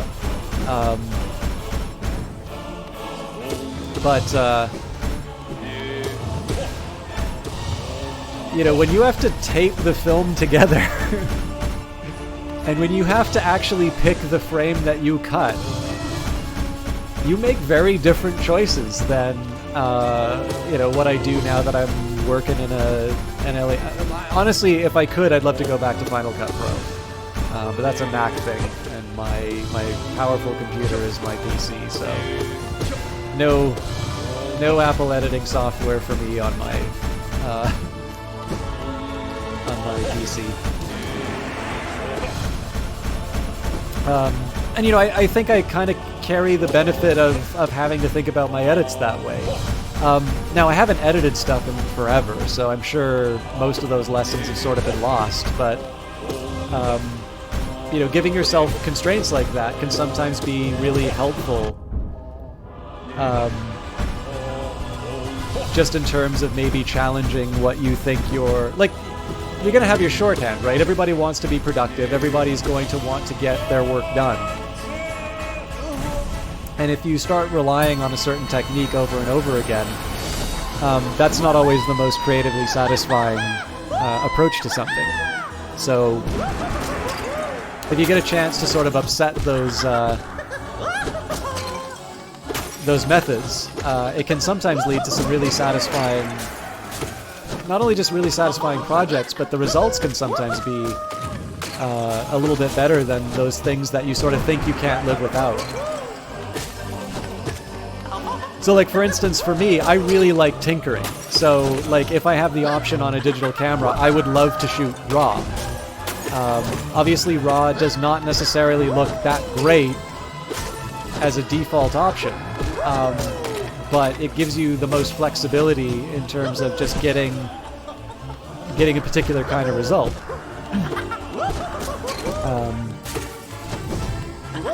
So if I'm a meddler, and I am, you know, it's nice to be able to go in and just mess around with the curves, because it just gives me a level of expression that I wouldn't really have available to me in other contexts. On the other hand, I specifically went out and took some photos using only the JPEG mode, and it's not that I was like... It's not like my memory card was getting low. I have no idea how I'm ever going to fill my memory card. I could possibly, you know, never empty my memory card, and I'll still never take enough photographs to fill that thing. Oh, this is going to... Yeah. I mean, I didn't lose, but that was not a good choice. Yeah.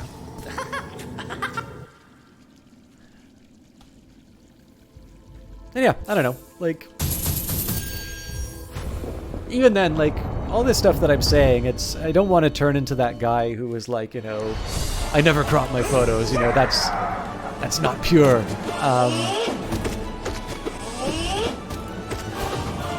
I think people, ideally, should find joy in their photography and, you know, do the thing that, first of all, allows them to express themselves. Ideally, do things that push them, make them better photographers. And, you know, again, like, for most people, it's a hobby. Like, it's something that should bring satisfaction.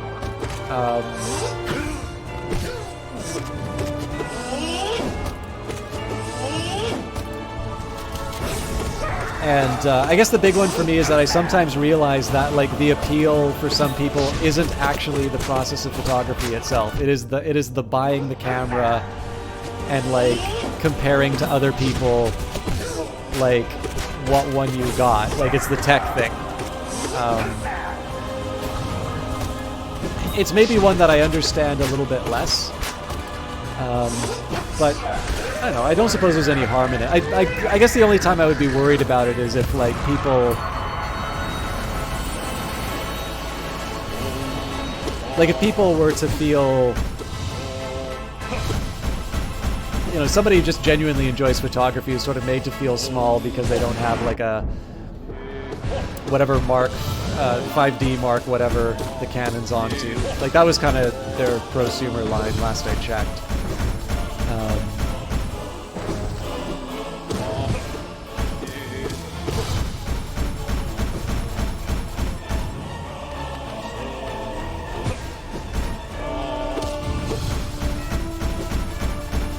Second camera, yeah.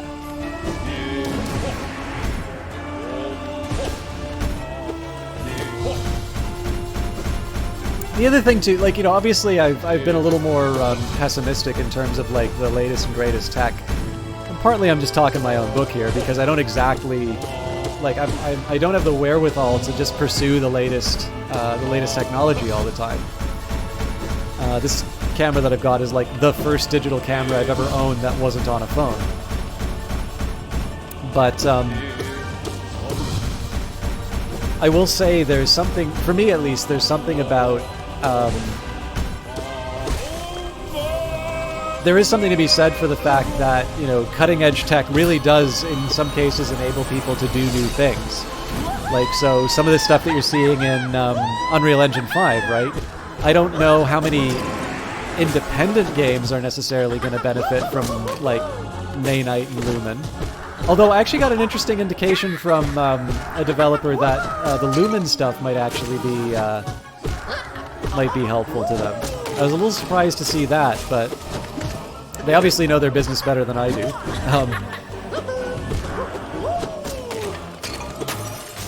And so, you know, obviously, having tech being able to enable creativity is the thing that we strive for. And of course, the hope is that that tech eventually makes its way down into some of the more affordable options. So I'm not even necessarily all that all that dim on the latest greatest camera and such. I just also sort of acknowledge that it's probably something I'm never really going to own, and instead I just get to admire what what practitioners do with it. Although sometimes, let's face it, like it's sometimes just next year's model. It has a bigger number. Sorry. No. Just snapshot. You old Sony Cybershot.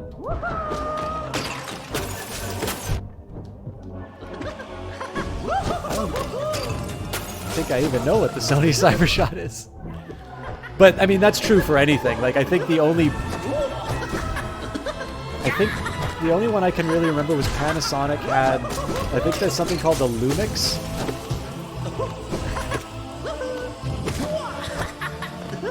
Oh wait, Cybershot was like this big flagship consumer camera they had, wasn't it? I may know the one you're talking about. Like there was like a Sony-only memory stick that you had to get for them, I think. I think I've seen like a blog post about those.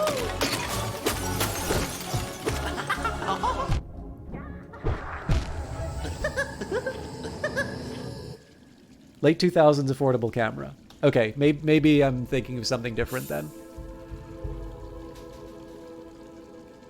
Yeah, I don't know, it's good. Like, so the first big appeal for digital photography is the cost of taking a photo is less expensive.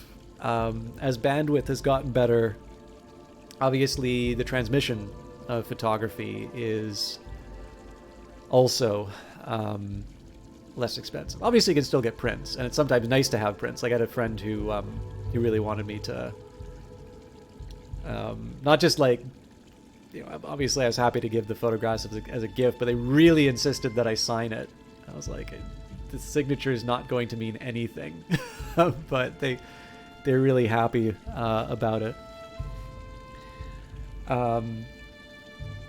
And it's a little bit, I guess the biggest thing is that it's like what's happened with game engines. I guess around the time that Predator Family first one came with 126 megabyte stick?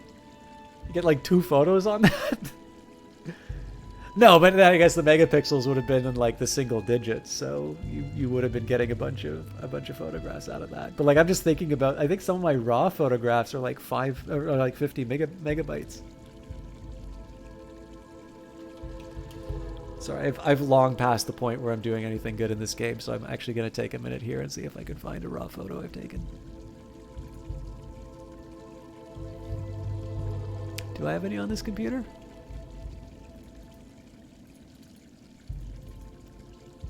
Adjustments? No, I want the...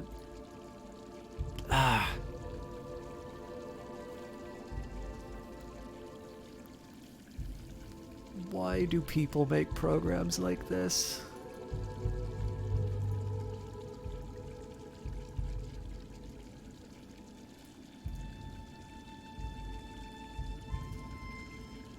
You still have that stick? That's fantastic.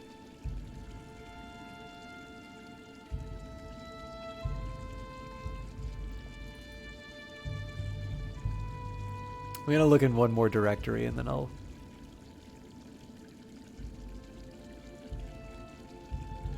give up.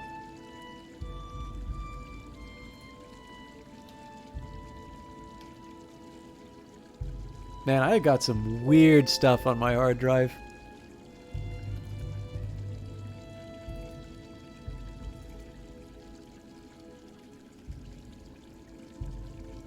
Oh, that's a shame.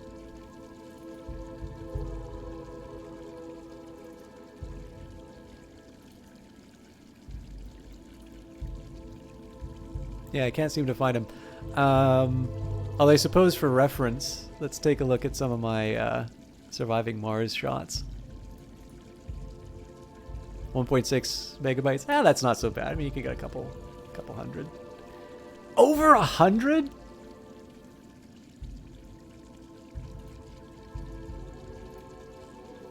Good lord, man! Like, what's a? You got to be able to get a few gigabytes for like $20 now. I've got a big stack of Raspberry Pi. I have like 5 Raspberry Pis. I've been putting them together. Like, basically, I want to learn a bunch of big data stuff. But it seems like, so like, I don't really have a lot of data sets that count as big data. And the idea of like trying to get some, you know, AWS or Azure instances, like the idea of spending money on that seems kind of lame, especially because I really don't, like when I say I don't want to buy Amazon stuff, that also means the computing resources. So I sort of thought, is like, well, you know, technically my normal data problems are big data problems if I have a small enough, you know, if I have small enough RAM. So I got a bunch of Raspberry Pis and I put them together. And basically I'm just trying to replicate some of the existing stuff that I've already done, but to do it with so little memory that I have to distribute it over these like credit card sized computers. Because in principle, right, like it would seem to me that the tech that you use to distribute that work is the same, you know, within reason, and that, you know, the big application, like, you know, if you're to be some architect over at Rockstar or whatever and find out how to sell people more stuff in Grand Theft Auto and Red Dead Redemption, you know, presumably that is just a question of, you know, scale and better hardware. So that was kind of a way I was going to teach myself. I got halfway through. That is actually, it turns out that's not trivial. I've gotten a little bit better at the command line doing this. But I had other projects that came up, like the game stuff. Okay, it's almost midnight. This might be the last run. And again, for those of you who are coming for quality Hollow Knight, I apologize for especially after the crash, sort of any effort to try and get genuine progress sort of went out the window. At this point, I've been free associating for a while and not even necessarily finishing the thoughts.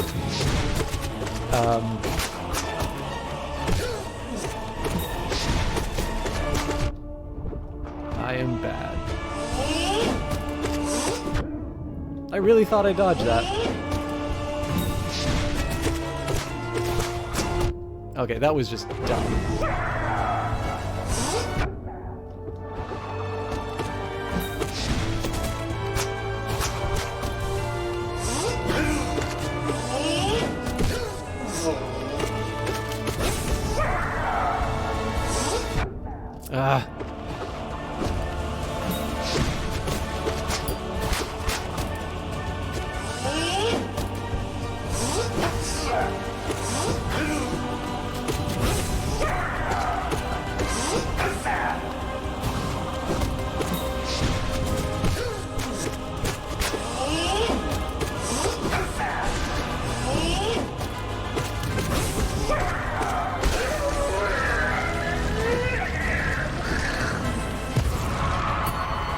Usually come here for the... Yeah, that's the thing, right? Like,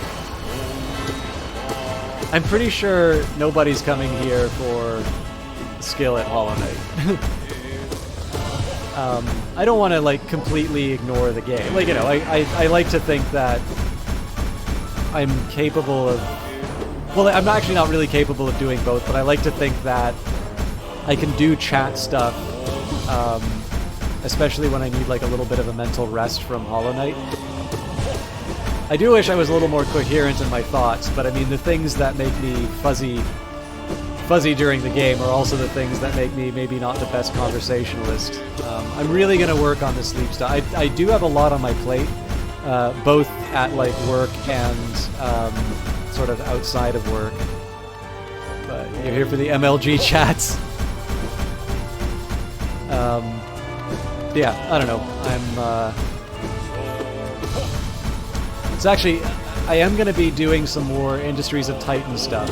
I'll see if maybe I can do that this week. So this weekend, it may be that I've got, so my 3 videos that I usually record over the weekends, and then I have a somewhat ambitious plan for Industries of Titan, but I'm also like, it still slightly blows my mind that we're in June.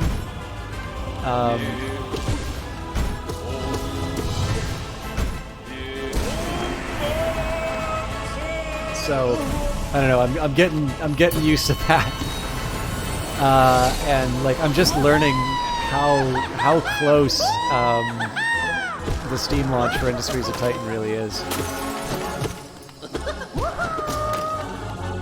No, I mean, again, it's not like, you know, Industries of Titan launches year 0. Like, obviously, you know, I've got a whole archive of Industries of Titan stuff that I've done, and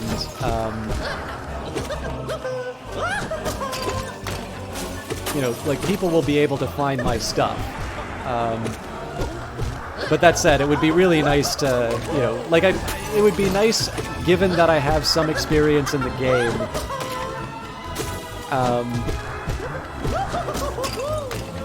you know, it'd be nice if I could, like, at least leave sort of some breadcrumbs for people to be able to follow, and get the most out of the game from. I'm really happy how that turned out.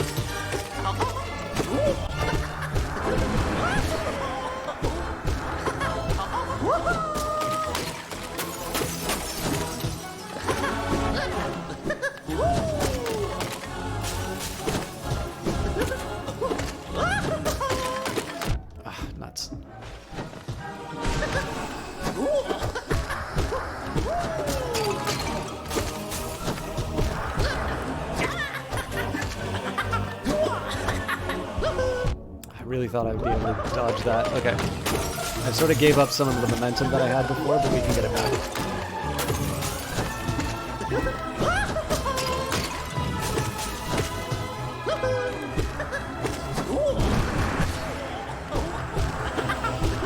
Okay, so healing is a little bit more of a priority now. Ooh. Well, this is gonna get exciting. That was a pretty good run. Honestly, like, for someone who's really fading tonight, that's probably one of my better runs against the Collector. I'm screwed.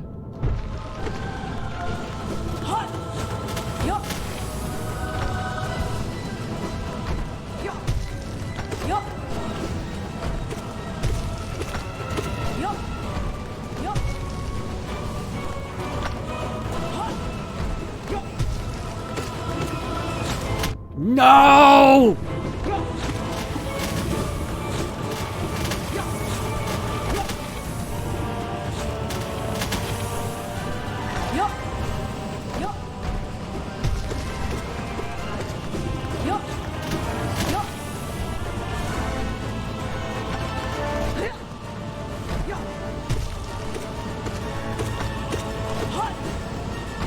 Ah!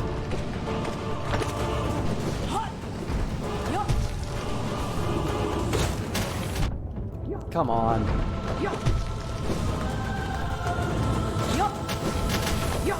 I just gotta get that one more hit.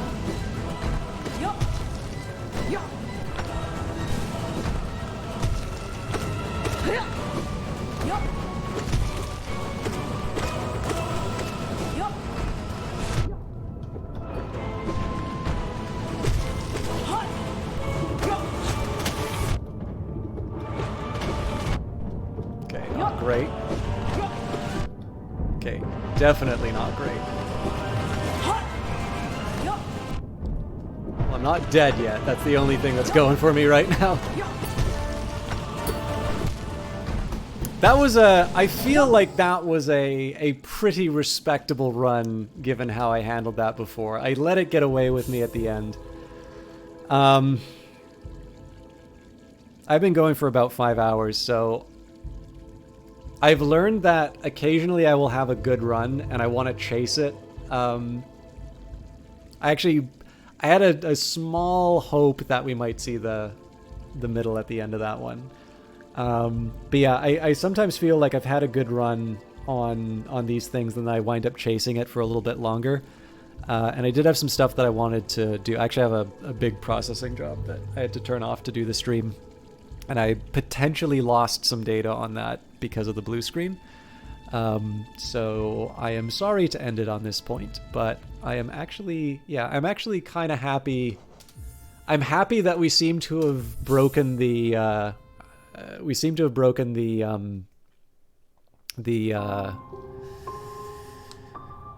you know, the kind of the collector. Like we've gotten a couple of convincing wins on the collector, and I feel like that was some decent progress with the God Tamer. So we don't know what's on the back end of this thing. Obviously, there's still going to be 4 more bosses to deal with, and then of course something we haven't encountered before. But I don't know.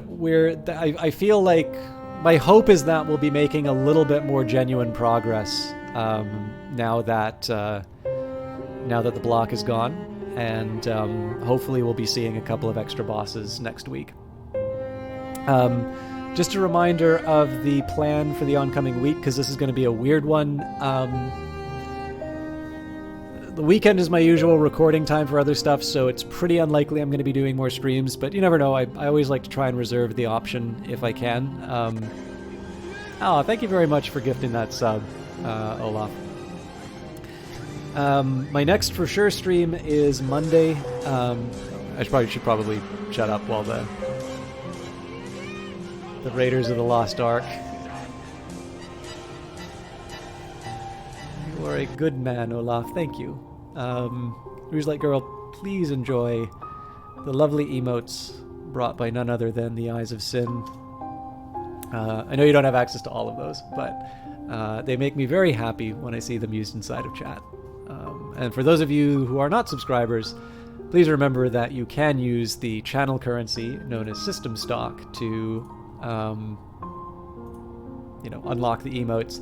And if you are feeling particularly cheeky, you can spend 900 to unlock the ultimate modification.